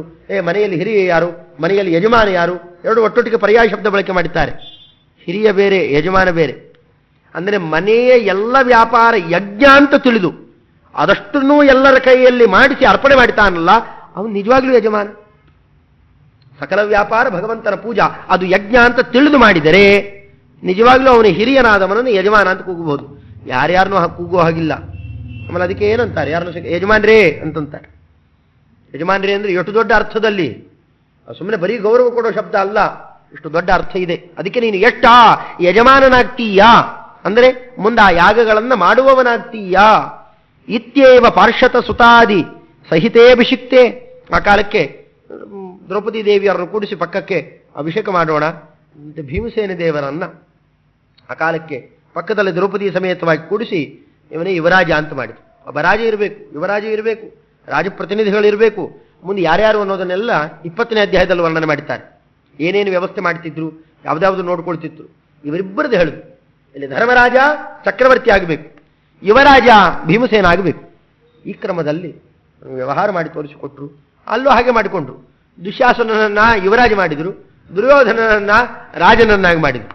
ಈ ಕ್ರಮದಲ್ಲಿ ಮಾಡಿ ಅಲ್ಲಿ ದುಷ್ಟರು ಶಿಷ್ಟರು ಇಬ್ಬರೂ ಬೆಳಿಬೇಕು, ಇಬ್ಬರಿಗೂ ಅಷ್ಟೇ ಸಂಪತ್ತು ಕೊಡಬೇಕು, ಅದೇ ಸವಲತ್ತು ಕೊಡಬೇಕು. ಎಲ್ಲ ಕೊಟ್ಟಾಗಲು ಅವರವರು ಹೇಗೆ ಹೇಗೆ ನಡೀತಾರೆ ತೋರಿಸಿಕೊಡ್ಬೇಕು. ಅದಕ್ಕಿಷ್ಟು ವ್ಯವಸ್ಥೆಯನ್ನು ಮಾಡಿದರು. ಇಬ್ಬರು ಇಲ್ಲಿ ಬಂದು ಸೇರ್ಕೊಂಡ್ಬಿಡ್ತಾರೆ. ಆಗ ಎರಡು ಭಗವದ್ ರೂಪಗಳು ಇಲ್ಲಿ ಬಂದು ಇಂದ್ರಪ್ರಸ್ಥ ನಗರಿಯಲ್ಲೇ ಸೇರ್ಕೊಳ್ಳೋಣ. ಅಷ್ಟೇ ಅಲ್ಲ, ಮನಸ್ಸಿನಿಂದಲೇ ಸ್ಮರಣೆ ಮಾಡಿದ್ನಂತೆ ದೇವತಾ ಶಿಲ್ಪಿಯನ್ನ. ಓಡಿ ಬಂದು ಮತ್ತೆ ದೇವಕರ್ಮ ಆತ ಬಂದು ವಿಶ್ವಕರ್ಮ ತಾನು ಬಂದು ಆ ಕಾಲಕ್ಕೆ ಅದ್ಭುತವಾದ ನಗರಿಯನ್ನ ಕಣ್ಣು ಮುಚ್ಚಿ ತೆಗೆಯೋದ್ರೊಳಗೆ ಅದ್ಭುತ ನಗರಿಯನ್ನ ಅದು ನಿಜವಾಗ್ಲೂ ಇಂದ್ರಪ್ರಸ್ಥನೇ ಮಾಡ್ತಾರೆ. ಇಲ್ಲಿಂದ ಹೊರಡುವಾಗ ಒಂದು ಸಮಸ್ಯೆ ಆಗುತ್ತೆ. ಅದನ್ನು ಬಹಳ ಚಂದ ಮಾತಾಡಿದ್ದಾರೆ. ಎಲ್ಲ ಇಲ್ಲಿದ್ದಂತಹ ಸಾತ್ವಿಕರು ಎಲ್ಲರೂ ಕೂಡ ನಾವು ಹೊರಡುತ್ತೇವೆ ಅಂತ ಹೊರಟು ನಿಂತು ಬಿಡ್ತಾರೆ. ನಾವಿಲ್ಲಿ ಇಲ್ಲಿ ಯಾಕಿರ್ಬೇಕಿಲ್ಲಿ, ರಾಜ್ಯ ಆಳ್ಕೊಳ್ಳಿ, ದುರ್ಯೋಧನ ರಾಜ್ಯ ಆಳ್ಕೊಳ್ಳಿ. ನಾವೆಲ್ಲ ಯಾವ ರಾಜ್ಯದವರು? ಇಂದ್ರಪ್ರಸ್ಥ ನಗರಿಯವರು, ನಾವ್ಯಾರು ಇಲ್ಲಿಯವರಲ್ಲ. ಘೋಷಣೆ ಮಾಡಿಸ್ತಾನೆ. ಇದು ಹೊಟ್ಟೆ ಉರಿದು ಹೋಗುತ್ತೆ ದುರ್ಯೋಧನನಿಗೆ. ಎಲ್ಲ ಕಡೆಯಲ್ಲೂ ಡಂಗೂರು ಹೊಡಿಸಿಬಿಟ್ಟ. ರಾಜ್ಯದಲ್ಲಿ ಏನೇನು ವ್ಯವಸ್ಥೆ ಮಾಡ್ತಾರೆ ಅಂತ. ಅದರಲ್ಲಿ ಬಂದು ಕರೆ ಕೊಟ್ಟು, ಬಂದು ಬೇಡ ಅಂತ ತೆಕ್ಕೊಂಡು, ಎಟ್ಟಟ್ಟು ಮರ್ಯಾದೆ ಕಳ್ಕೊಂಡು, ಈಗೆಲ್ಲ ಅದೇ ಥರನೇ ಆಗಲೂ ಹಾಗೆಲ್ಲ ನಡೀತಾಗ ಎಲ್ರಿಗೂ ಡಂಗೂರು ಹೊಡಿಸಿಬಿಟ್ಟ. ಇಲ್ಲಿಂದ ಯಾರು ಪಾಂಡವರ ರಾಜ್ಯಕ್ಕೂ ಹೋದರೆ ಅವರ ಆಸ್ತಿ ಮುಟ್ಗೋಲು ಹಾಕೋತೇನೆ ಅಂತ ಮೊದಲಂದ. ನಾವು ಹೋಗ್ತೇವೆ ಅಂತಂದ್ರು. ಬೇಕಾದಾಗಲೇ ಹೋಗ್ತೇವೆ. ಅವ್ರದ್ದು ಏನೇನಿದೆಯೋ ಇಲ್ಲಿ ಪೂರ್ವಿಕರು ಅದು ಇದು ಮನೆ ಮಠ ಅವ್ರಿಗೆ ಉಳ್ಕೊಂಡಿರೋದು, ಅವ್ರ ಜಮೀನು ಇದ್ದಿದ್ದು ಮುಟ್ಗೋಲು ಹಾಕೊಂಡ್ರೆ ಆಗಲಿ, ಅವ್ರು ಇದ್ದದ್ದು ಮನೆಯನ್ನ ಅವ್ರು ಇನ್ಮೇಲೆ ಬರಬಾರ್ದು, ಇಲ್ಲಿಗೆ ಬಹಿಷ್ಕಾರ ಹಾಕಿಸ್ತೇನೆ, ಹಾಕೋ ಹೋಗು ಅಂತಂದ್ರು. ನಿಮ್ಮ ಮಕ್ಕಳನ್ನ ಅಪಹರಣ ಮಾಡ್ತೇನೆ ಅಂದ. ಅದನ್ನು ಮಾಡ್ಕೋ ಹೋಗು, ನಾವು ಹೇಗೋ ರಕ್ಷಣೆ ಮಾಡ್ಕೋತೀವಿ, ಪಾಂಡವರನ್ನು ಹಿಡ್ಕೊಂಡು ಅದು ರಕ್ಷಣೆ ಮಾಡ್ಕೋತೀವಿ, ನಿಮ್ಮ ಹೆಂಡಂದರನ್ನ ಅಪಹರಣ ಮಾಡ್ತೇನೆ ಅಂದ ಕಡೆ. ಎಷ್ಟು ನೀಚ! ಇವನ್ ರಾಜ್ಯ ವ್ಯವಸ್ಥೆ ಹೇಗಿತ್ತು, ಏನು ಆಳ್ತಿದ್ದ, ಅವನಿಗೇನು ಬೇಕು ಅದಕ್ಕೆ ನಡ್ಕೊಳ್ಳಿಲ್ಲ ಅಂದ್ರೆ ಏನೇನು ಮಾಡ್ತಿದ್ದ. ಯಾಕೆ ಧರ್ಮರಾಜ ಹೊಡಿಲೇಬೇಕಾಯ್ತು ದುರ್ಯೋಧನನನ್ನ? ಈ ಯುದ್ಧವನ್ನು ಮಾಡಲೇಬೇಕು ಅಂತ ಕೃಷ್ಣದೇವರು ಯಾಕೆ ಪ್ರೇರಣೆ ಮಾಡಿದ ಅರ್ಜುನನಿಗೆ? ಏನಂತಿತ್ತು? ದುರ್ಯೋಧನನ ಕಡೆ ಎಲ್ಲೋ ತಿನ್ಕೊಂಡು ಬಿದ್ದಿರ್ತಿದ್ದ, ಆ ಕಡೆ ಬಿದ್ದಿರಲಿ. ಇಲ್ಲ, ಇಷ್ಟು ನೀಚ ಇದ್ದಾನೆ. ಇನ್ನೂ ಮುಂದೆ ಇನ್ನೂ ಬೇಕಾಷ್ಟು ಹೇಳ್ತಾರೆ ಅವನ ಅವಗುಣಗಳನ್ನು. ಮಹಾನೀಚ. ಅದರಲ್ಲಿ ಇವರು ಯಾರೂ ಜರಾಸಂಧ, ಕಂಸ, ನರಕಾದ್ಯಸುರರು ಯಾರೂ ಮಾಡದೇ ಇರೋ ಮಹಾನೀಚತನ ಅವನು ಮಾಡುವನು. ಮಾಡಲಿಕ್ಕೆ ಬೇಕಲ್ಲ ಕಲಿ. ತಾರತಮ್ಯದಲ್ಲೇ ಅವನ ಮೇಲೆ ಇನ್ಯಾರೂ ಇಲ್ಲ. ಮತ್ತೆ ಅದನ್ನೆಲ್ಲ ಅಲ್ಲಲ್ಲಿ ಸ್ವಲ್ಪ ವ್ಯಕ್ತ ಮಾಡಿ ತೋರಿಸಿಕೊಡ್ತಾರೆ. ಆಚಾರ್ಯರಿಷ್ಟು ಹೇಳಿರಲಿಲ್ಲ ಅಂದ್ರೆ ಗೊತ್ತೇ ಆಗೋಲ್ಲ. ಭಾರತದಲ್ಲಿದೆ, ಅವರು ಎತ್ತಿ ತೋರಿಸ್ಕೊಡ್ತಾರೆ. ಆ ಕಾಲಕ್ಕೆ ಧರ್ಮರಾಜನೇ ಎಲ್ಲರೂ ಬಂದು ಕೇಳ್ಕೊಂಡ್ಬಿಡ್ತಾನೆ, ಹಾಗೆ ಮಾಡಬೇಡ್ರಪ್ಪ, ಯಾಕೆ ನನ್ನ ಜೊತೆಯಲ್ಲೇ ಬರಬೇಕು ಅಂತ ಯಾಕೆ ಕಷ್ಟ ಮಾಡ್ತೇರಿ? ಎಲ್ಲ ನಡೀರಿ, ನಿಮ್ಮದಕ್ಕೆ ನಿಮ್ಮ ರಾಜ್ಯ ನಿಮ್ಮ ಕೋಶಕ್ಕೆ ಹೋಗ್ರಿ. ನೀವು ಸದ್ಬೆರಿಹಿ ಸಂಗತಿರಿ ಹೈವ ಸುಖಸ್ಯ ಹೇತು. ಆ ಜನಗಳ ಅನ್ನೋ ಮಾತು ಕೇಳಬೇಕು. ಸುಂದರ ಅಂದಿದ್ದಾರೆ. ಸಜ್ಜನರ ಸಹವಾಸವೇ ಮೋಕ್ಷಕ್ಕೆ ಕಾರಣ. ಅವರ ಜೊತೆಯಲ್ಲಿರೋದು, ಅವರ ವ್ಯವಹಾರವನ್ನು ನೋಡೋದು, ಅದನ್ನು ಕಲಿಯೋದು, ಇವೆಲ್ಲ ಮೋಕ್ಷಕ್ಕೆ ಕಾರಣ. ಆದ್ದರಿಂದ ನಿಮ್ಮ ಜೊತೆಯಲ್ಲೇ ಬರ್ತೀವಿ ನಾವು. ಅಲ್ಲೂ ಸಾತ್ವಿಕರಿದ್ದಾರೆ. ಭೀಷ್ಮಾಚಾರ್ಯರು, ದ್ರೋಣಾಚಾರ್ಯ ಪ್ರವೃತ್ತಿಗಳು ಇದ್ದೇ ಇದ್ದಾರೆ. ಧೃತರಾಷ್ಟ್ರನೇ ನಿಜವಾದ ರಾಜ. ಅವನಲ್ಲಿ ಗೌರವವನ್ನು ತೋರಿಸರಿ, ಅದು ನೀವು ನನಗೂ ತೋರಿಸ್ತಕ್ಕಂತಹ ಗೌರವ ವಿಶೇಷ. ಇಷ್ಟು ಹೇಳಿ ಧರ್ಮರಾಜ ಅಲ್ಲಿದ್ದವರನ್ನ ಅಲ್ಲೇ ಉಳಿಸಿ ಅವ್ರಿಗೆ ಅನರ್ಥ ಆಗದೆ ಇದ್ದಾಗ ನೋಡ್ಕೊಳ್ತಾನೆ, ಕಳಿಸಿಕೊಡ್ತಾನೆ. ಆದರೂ ಧರ್ಮರಾಜನ ಆಳ್ವಿಕೆಯನ್ನು ನೋಡಿ ಕೆಲವರಂತೂ ಇವನು ಬೇಕಾದ ಮಾಡಿಕೊಳ್ಳಿ ಅಂತ ಅವನ ಕಾಲು ಹಾಕಿ ಕಡೆ ಬಂದ್ಬಿಡ್ತಾರೆ. ಎಷ್ಟೋ ಜನ ಬಂದ್ಬಿಡ್ತಾರೆ. ಬೇಕಾಷ್ಟ ಅಪಚಾರ ಮಾಡ್ಲಿಕ್ಕೆ ಹೋದಾಗ ಇವರು ಅದನ್ನೆಲ್ಲ ತಡಿತಾರೆ. ಇನ್ನು ಬೇರೆ ಬೇರೆ ಬೇರೆ ಬೇರೆ ದೇಶದಿಂದೆಲ್ಲ ಒಂದು ಸಮೃದ್ಧ ಜನ ತುಂಬಿಕೊಂಡ್ಬಿಡ್ತಾರೆ. ಅದು ಪೂರ್ಣ ಇಂದ್ರಪ್ರಸ್ಥ ನಗರಿ ಆ ಕಾಲಕ್ಕೆ ತುಂಬ ಹೋಗುತ್ತೆ. ಆಗ ನಡೆದಂತಹ ಉತ್ಸವ 7 ದಿವಸ ಅಭಿಷೇಕ ಮಹೋತ್ಸವ ಅಸಾಧ್ಯ ಜೋರಾಗಿ ನಡೀತು ಅಂತಂತಾರೆ. ಆ ಕ್ರಮದಲ್ಲಿ ಉತ್ಸವವನ್ನು ನಡೆಸಿ ಪ್ರೀತಿರಿಯದಿ ಸ್ಮ ಭವತಾಂ, ಈ ಕ್ರಮದಿಂದಾಗಿ ಅಲ್ಲೇ ವಾಸಿಷ್ಠ ಕೃಷ್ಣ, ಯಾದವ ಕೃಷ್ಣ ಮುಂತಾದವರು ರತ್ನದ ನಗರಿಯನ್ನು ನಿರ್ಮಾಣ ಮಾಡಿ ಅವರಿಗೆ ಪರಮಾಶೀರ್ವಚನವನ್ನು ಮಾಡಿ ತಾವು ಕೆಲವು ಕಾಲ ಅಲ್ಲೇ ಕೃಷ್ಣ ಪರಮಾತ್ಮ ಇರ್ತಾನೆ, ವೇದವ್ಯಾಸದೇವರು ಹೊರಟು ಬಿಡ್ತಾರೆ. ಕೆಲವು ಕಾಲ ಅಲ್ಲೇ ಇದ್ದು ಅನೇಕ ಅಲ್ಲೆಲ್ಲ ನಡಿಬೇಕಲ್ಲ, ಇನ್ನು ಮುಂದೆ ನಡೆಯೋದೇ ಕಾಂಡವ ಪ್ರಸ್ಥವನ್ನ, ಕಾಂಡವ ವನವನ್ನ ಪೂರ್ಣ ಕೊಟ್ಟು ಬಿಡೋದು. ಆವಾಗ ಕೃಷ್ಣದೇವರು ಅಲ್ಲೇ ಇರ್ತಾನೆ. ಮತ್ತೆ ಅದಕ್ಕೆ ಕೆಲವು ಕಾಲ ಅಲ್ಲೇ ವಾಸ ಮಾಡಿಬಿಡ್ತಾನೆ ಕೃಷ್ಣದೇವರು. ಅಲ್ಲೇ ಇದ್ದು ಇಲ್ಲಿ ಪಾರ್ಥಾಶ್ಚತೆ ಮುಮುದರತ್ರ ವಸಿಷ್ಠ ವೃಷ್ಣಿ ವರ್ಯೋದಿತಾನ್ ಅಖಿಲ ತತ್ವ ವಿನಿರ್ಣಯಾಮಸ್ತು, ಅಲ್ಲಿ ತತ್ವ ನಿರ್ಣಯಗಳನ್ನೆಲ್ಲ ಹಿಡಿದು ಈಗ ರಾಜ್ಯಕೋಶವನ್ನು ನಿರ್ಮಾಣ ಮಾಡುವರು. ಇಡೀ ದೇಶವನ್ನು ಸುಭಿಕ್ಷ ಮಾಡಬೇಕಾಗಿದ್ದರೆ, ಅದು ಮೋಕ್ಷ ಸಾಧನೆ ಆಗಬೇಕಾಗಿದ್ದರೆ ಪ್ರತಿ ಕ್ಷಣ ಪ್ರತಿ ವ್ಯವಸ್ಥೆ ಹೇಗಿರಬೇಕು. ಇವತ್ತೇನು ಬರೀ ಏನು ದೇಶದಲ್ಲಿ ಕಟ್ಟಿ ಜನ ಇರಬಾರದು, ಕಪ್ಪು ಹಣ ಇರಬಾರದು, ಅದಕ್ಕೇನು ಬೇಕು ಅಷ್ಟೇ ವ್ಯವಸ್ಥೆ ಅಲ್ಲ. ಎಲ್ಲೆಲ್ಲೂ ಹೋದರೂ ಕೂಡ ಮೋಕ್ಷ ಮಾರ್ಗವೇ ಇರಬೇಕು. ಪ್ರತಿ ವ್ಯಾಪಾರ, ಪ್ರತಿಯೊಬ್ಬ ಪ್ರಜೆ ಮಾಡೋದು ಕೂಡ ಅದು ವೈಷ್ಣವ ಕರ್ಮ, ವಿಷ್ಣು ಪ್ರೀತಿಕರವಾಗಿರಬೇಕು.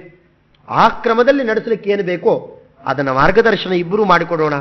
ಅದರಂತೆ ನಡೆಯತಕ್ಕಂತಹ ಪಾಂಡವರು ಅದ್ಭುತ ಸಾಮ್ರಾಜ್ಯ ವಿಶೇಷವನ್ನ ತಾವು ನಡೆಸ್ತಾ ಇದ್ದಾರೆ. ಈ ಕ್ರಮದಲ್ಲಿ ಪಟ್ಟಾಭಿಷೇಕ ಮಹೋತ್ಸವದಲ್ಲಿ ಭುಂಜಂತ ಆಶ್ರಿತ ರಮಾಪತಿ ಪಾದಯುಗ್ಮಾಹ, ಪರಮಾತ್ಮನ ಪಾದಯುಗ್ಮವನ್ನು ಹಿಡಿದು ಅವರು ಆನಂದಭರಿತರಾಗಿ ಅಲ್ಲಿ ವಾಸ ಮಾಡ್ತಾ ಇದ್ರು. ಇಷ್ಟು ಹೇಳಿ ಈ 19ನೇ ಅಧ್ಯಾಯವನ್ನು ಪರಮಮಂಗಳದಲ್ಲಿ ಅದನ್ನು ಮಂಗಳ ಮಾಡುತ್ತಾರೆ, ಅದನ್ನು ಉಪಸಂಹಾರ ಮಾಡುತ್ತಾರೆ. ಇನ್ನು ಮುಂದೆ ನಡೆದಿರತಕ್ಕಂತಹ ಆದಿಪರ್ವದ ಕಡೇಚರ್ಯೆ ಮತ್ತು ಅದಾದ ಮೇಲೆ ಸಭಾಪರ್ವ, ದಿಗ್ವಿಜಯ ಯಾತ್ರಾ, ಜರಾಸಂಧವದ ಇತ್ಯಾದಿ ಅಪಾರ ಅದ್ಭುತ ಪ್ರಕರಣಗಳನ್ನೆಲ್ಲ ಚಿತ್ರಣ ಮಾಡುತ್ತಾ ನಿರ್ಣಯ ಕೊಡ್ತಾರೆ. ಇಲ್ಲಿ ತನಕ ಏನು ಈ 10 ದಿವಸ ಈ ಕಾಲದಲ್ಲಿ ನಡೆದಿರತಕ್ಕಂತಹ ಏನು ಈ 19ನೇ ಅಧ್ಯಾಯದ ಉಪನ್ಯಾಸ ಮಾಲಿಕೆಯಲ್ಲಿ ಈ ಭಾಗ ಏನಿದೆ, ಇದನ್ನ ಆಚಾರ್ಯರ ಆಶೀರ್ವಾದ ಇದ್ದಿದ್ದರಿಂದಾಗಿ, ಅವರು ಹೇಳ್ತಾ ಇದ್ದದ್ದನ್ನು ಕೇಳಿದ್ದರಿಂದಾಗಿ ಹೇಳೋ ಪ್ರಯತ್ನ ಮಾಡಿದ್ದಷ್ಟೇ. ಬಹಳ ಕಠಿಣ ಇದೆ. ಮೂಲ ಭಾರತನೂ ಇಟ್ಟುಕೊಳ್ಬೇಕು, ಆಚಾರ್ಯರಲ್ಲಿ ಯಾವುದನ್ನು ತಗೊಂಡ್ರು, ಯಾವ ಕಥೆ ತಗೊಂಡ್ರು, ಯದ್ಯಪಿ ಅದೇ ಭಾಗದಲ್ಲಿ ಆ ಚರಿತ್ರೆ ಇರೋಲ್ಲ, ಇನ್ನು ಮುಂದೆ ಎಲ್ಲೆಲ್ಲೋ ಚರಿತ್ರೆಗಳನ್ನು ತಗೊಂಡು ಅದನ್ನು ನಿರ್ಣಯ ಮಾಡಿರ್ತಾರೆ. ಅದರಲ್ಲಿ ಮೂಲ ಸ್ವರೂಪಕ್ಕೆ ತಕ್ಕಂತೆ ಇಲ್ಲಿ ಯಾವ್ಯಾವ ವ್ಯಾಪಾರ ನಡೆಸಿದ್ರು ಅದನ್ನು ಅತಿ ಸೂಕ್ಷ್ಮವಾಗಿ ಒಂದೇ ಶಬ್ದ ಪ್ರಯೋಗ ಬೇರೆ ಬೇರೆ ನಡೆಯಲ್ಲಿ ನೋಡಿದಾಗ, ಬೇರೆ ಬೇರೆ ದೃಷ್ಟಿಕೋನ ನೋಡಿದಾಗ ಅದು ಬೇರೆ ಬೇರೆನೇ ಅರ್ಥ ಆಗ್ತದೆ. ಅದು ಬಹಳ ಕಠಿಣ. ಅದರಲ್ಲಿ ಎಷ್ಟೋ ತಪ್ಪುಗಳಾಗಿ ಹೋಗ್ತಾವೆ, ಅದು ಸಹಜ. ಅಂಥ ಅನೇಕ ತಪ್ಪುಗಳೆಲ್ಲ ಅದು ನನ್ನದು. ಅದರಲ್ಲಿ ಏನಾದ್ರು ಗುಣಾಂಶ ಕಂಡಿತ್ತು ಅಂತಂದರೆ ಮಹಾಭಾರತ ಯಮಕ ಭಾರತಾಚಾರ್ಯರು, ನಮ್ಮ ಆಚಾರ್ಯ ಅದನ್ನು ಯಮಕ ಭಾರತದಲ್ಲಿ ತಂದು ಮಹಾಭಾರತ ಅಷ್ಟು ವಿಸ್ತಾರ ಕ್ರಮದಲ್ಲಿ ಹೇಳಿದ್ದರಾದ್ದರಿಂದ ಪೂರ್ಣ ತಾತ್ಪರ್ಯ ನಿರ್ಣಯವೂ ಅಲ್ಲ, ಯಮಕ ಭಾರತದಲ್ಲೇ ಎಲ್ಲ ಸೂಕ್ಷ್ಮ ವಿಚಾರಗಳನ್ನು ಎಳೆದು ನಿರೂಪಣೆ ಮಾಡಿಬಿಡೋರು. ಆ ಕ್ರಮದಲ್ಲಿ ನಿರೂಪಣೆ ಮಾಡ್ತಾ ಇದ್ದ ಮಹಾನುಭಾವರು, ಅವರ ಅನುಗ್ರಹ ಇದ್ದಿದ್ದರಿಂದಾಗಿ ಒಂದೆರಡು ಅಕ್ಷರ ಏನು ಹೇಳಿದ್ದೇನೆ ಎಲ್ಲ ಪುಣ್ಯರಾಶಿ ಅವರದ್ದೇ ಅಂತ ಅವರ ಪಾದಾರವಿಂದಕ್ಕೆ ಒಪ್ಪಿಸ್ತಾ, ಅವರ ಮೇಲಿರ್ತಕ್ಕಂತಹ ಪರಮಗುರುಗಳಾಗಲಿ ಅವರ ಮೇಲೆ ಏನು ಮಹಾಭಾರತದ ಸೇವಾವನ್ನು ನಡೆಸಿರೋರೇ ಎಲ್ಲ ದಾಸವರೇಣ್ಯರು ಮುಂತಾದ ಮಂತ್ರಾಲಿ ಪ್ರಭುಗಳು ಈ ಪ್ರತಿ ಅಧ್ಯಾಯ ಎಲ್ಲದರ ಅಧ್ಯಾಯದ ಮುಖ್ಯಾಂಶವನ್ನ ಮಹಾಭಾರತ ತಾತ್ಪರ್ಯ ನಿರ್ಣಯ ಭಾವಸಂಗ್ರಹ ಅಂತ ಮಾಡಿಕೊಟ್ಟಿದ್ದಾರೆ. ಅದು ಕಡೆಗೆ ಎಲ್ಲ ಉಪಸಂಹಾರ ಆದ ಮೇಲೆ ಉಪಸಂಹಾರ ಮಾಡಬೇಕಾಗಿದ್ದರೆ ಸಂಕ್ಷೇಪ ಬೇಕಲ್ಲ, ಮತ್ತೆ ಆ ಕಡೆಗೆ ಅದನ್ನೆಲ್ಲ ನೋಡಬಹುದು. ಆ ಕ್ರಮದಲ್ಲಿ ಕೊಟ್ಟಂತಹ ಮಂತ್ರಾಲಿ ಪ್ರಭುಗಳು, ಅವರ ಮೇಲೆ ಇರತಕ್ಕಂತಹ ಸಕಲಜ್ಞಾನಿ ವರೇಣ್ಯರು, ವಿಜೇಂದ್ರ ಸ್ವಾಮಿಗಳವರಾಗಲಿ, ವಾದಿರಾಜಗುರು ಸಾರ್ವಭೌಮರು ಮಹಾಭಾರತ ಲಕ್ಷಾಲಂಕಾರವನ್ನು ಕೊಟ್ಟವರು, ವ್ಯಾಸರಾಜಗುರು ಸಾರ್ವಭೌಮರು, ಟೀಕಾಕೃತ್ಪಾದರು, ಅದರಂತೆ ತಾತ್ಪರ್ಯ ನಿರ್ಣಯವನ್ನು ರಚನೆ ಮಾಡಿರ್ತಕ್ಕಂತಹ ಆನಂದ ತೀರ್ಥ ಭಗವತ್ಪಾದಾಚಾರ್ಯರು, ಅವರು ಬಹಳ ಸಂತೋಷಪಟ್ಟು ಇಡೀ ಈ ಜ್ಞಾನದ ಜವಾಬ್ದಾರಿ ಅದು ನೀವು ಹೊರಬೇಕು ಅಂತ ಹೊರಿಸಿದ್ರಲ್ಲ, ಅವರು ಇವತ್ತಿನ ಆರಾಧ್ಯ ಪುರುಷರು ಪದ್ಮನಾಭ ತೀರ್ಥ ಶ್ರೀಪಾದಂಗಳವರು. ನಾಳೆ ಒಂದು ದಿವಸ ಪೂರ್ಣ ಅವರ ಬಗ್ಗೆನೇ ಅವಕಾಶ ಇದೆ. ಆದ್ದರಿಂದಾಗಿ ಇವತ್ತು ಹೆಚ್ಚು ಅವರ ಬಗ್ಗೆ ಮಾತಾಡದೆ ಮಹಾನುಭಾವರು ಅವರು ಕೊಂಡಾಡ್ತಿದ್ದೇ ವೇದ ಪ್ರವಚನಾಚಾರ್ಯ ಶಿಷ್ಯೋ ಸಾವಿತಿ ಪೂಜಿತಃ. ಅವ್ರನ್ನ ಹೇಳಬೇಕು ಅಂದ್ರೆ ಆಚಾರ್ಯರ ಪ್ರತಿನಿಧಿಗಳು, ಆಚಾರ್ಯರ ಪ್ರತಿಬಿಂಬ ಅಂತಾನೆ ಕೊಂಡಾಡ್ತಿದ್ರಂತೆ. ಈ ಹೆಗ್ಗಳಿಕೆ ಮತ್ತೊಬ್ಬರಿಗಿಲ್ಲ. ಆ ಕ್ರಮದಲ್ಲಿ ಇದ್ದವರು ಅವತ್ತು ವೇದಾಂತ ಸಾಮ್ರಾಜ್ಯದ ಸಂಪೂರ್ಣ ಆಧಿಪತ್ಯವನ್ನು ತಗೊಂಡು ಹಾಗೆ ಬೆಳೆಸಿಬಿಟ್ರು. ಆ ಪಾಠ ಪ್ರವಚನದ ಪದ್ಧತಿಯನ್ನು ನೋಡಿದಾಗಲೇ ಪದ್ಮನಾಭ ತೀರ್ಥರ ಅತ್ಯಂತ ಉತ್ಕೃಷ್ಟ ಮಹತ್ವ ಅದು ಅರ್ಥ ಆಗಬೇಕು. ಆ ಕ್ರಮದಲ್ಲಿರುವ ಸಂನ್ಯಾಯ ರತ್ನಾವಲಿ, ಸತ್ತರ್ಕ ದೀಪಾವಲಿ ಮುಂತಾದ ಉದ್ಗ್ರಂಥಗಳನ್ನು ನಿರ್ಮಾಣ ಮಾಡಿ ಟೀಕಾಕೃತ್ಪಾದರು ನಿಮ್ಮ ಕೃಪಾ ಲವ ನಮ್ಮ ಮೇಲಿದ್ದರೆ ನಾವು ಉದ್ಧಾರ ಆಗಿ ಹೋಗ್ತೇವೆ, ಶ್ರೀಮದಾಚಾರ್ಯರಲ್ಲಿ ನಿಮ್ಮ ಕೃಪಾ ತೋರಿಸರಿ ಅಂತ ಕೇಳುತ್ತಾರೆ. ಆ ಕ್ರಮದಲ್ಲಿರುವಂತಹ ಪದ್ಮನಾಭ ತೀರ್ಥ ಗುರುಗಳು, ಅವರಿಂದ ಲಾಲಿತ ಪಾದಪಲ್ಲವರಾದ ತಾತ್ಪರ್ಯ ನಿರ್ಣಯಕಾರರು ಶ್ರೀಮದ್ ಆನಂದ ತೀರ್ಥ ಭಗವತ್ಪಾದಾಚಾರ್ಯರು, ಅವರ ಹೃತ್ಕಮಲ ಮಧ್ಯ ನಿವಾಸಿಯಾದಂತಹ, ಅದ್ಯಾಪಿ ಅವರಿಂದ ಸೇವ್ಯನಾದಂತಹ ಬದರಿಕಾಶ್ರಮ ನಿವಾಸಿ ಬಾದರಾಯಣ ರೂಪಿ ಪರಮಾತ್ಮ ಆತ ಸಂತುಷ್ಟನಾಗಿ ಇದೇನು ಇನ್ನು ಈ ಮಾಲಿಕಾ ವಿಶೇಷ ಇದು ಪೂರ್ಣ ಉಪಸಂಹಾರ ಆಗುವಂತೆ ಒಪ್ಪಿಸಿಕೊಳ್ಳಿ ಅಂತ ಈ ಕ್ರಮದಿಂದಾಗಿ ನಮ್ಮ ನಿಮ್ಮ ಪರವಾಗಿ ಅದನ್ನು ಪರಮಾತ್ಮನಲ್ಲಿ ಆ ಪ್ರಾರ್ಥನಾ ವಿಶೇಷವನ್ನು ಸಲ್ಲಿಸ್ತಾ ಈ ವಾಗ್ವ್ಯಾಪಾರವನ್ನು ಪರಮಾತ್ಮನ ಪಾದಾರವಿಂದಕ್ಕೆ ಅರ್ಪಣೆ ಮಾಡ್ತಾ ಇದ್ದೇನೆ. ಶ್ರೀಕೃಷ್ಣಾರ್ಪಣಮಸ್ತು.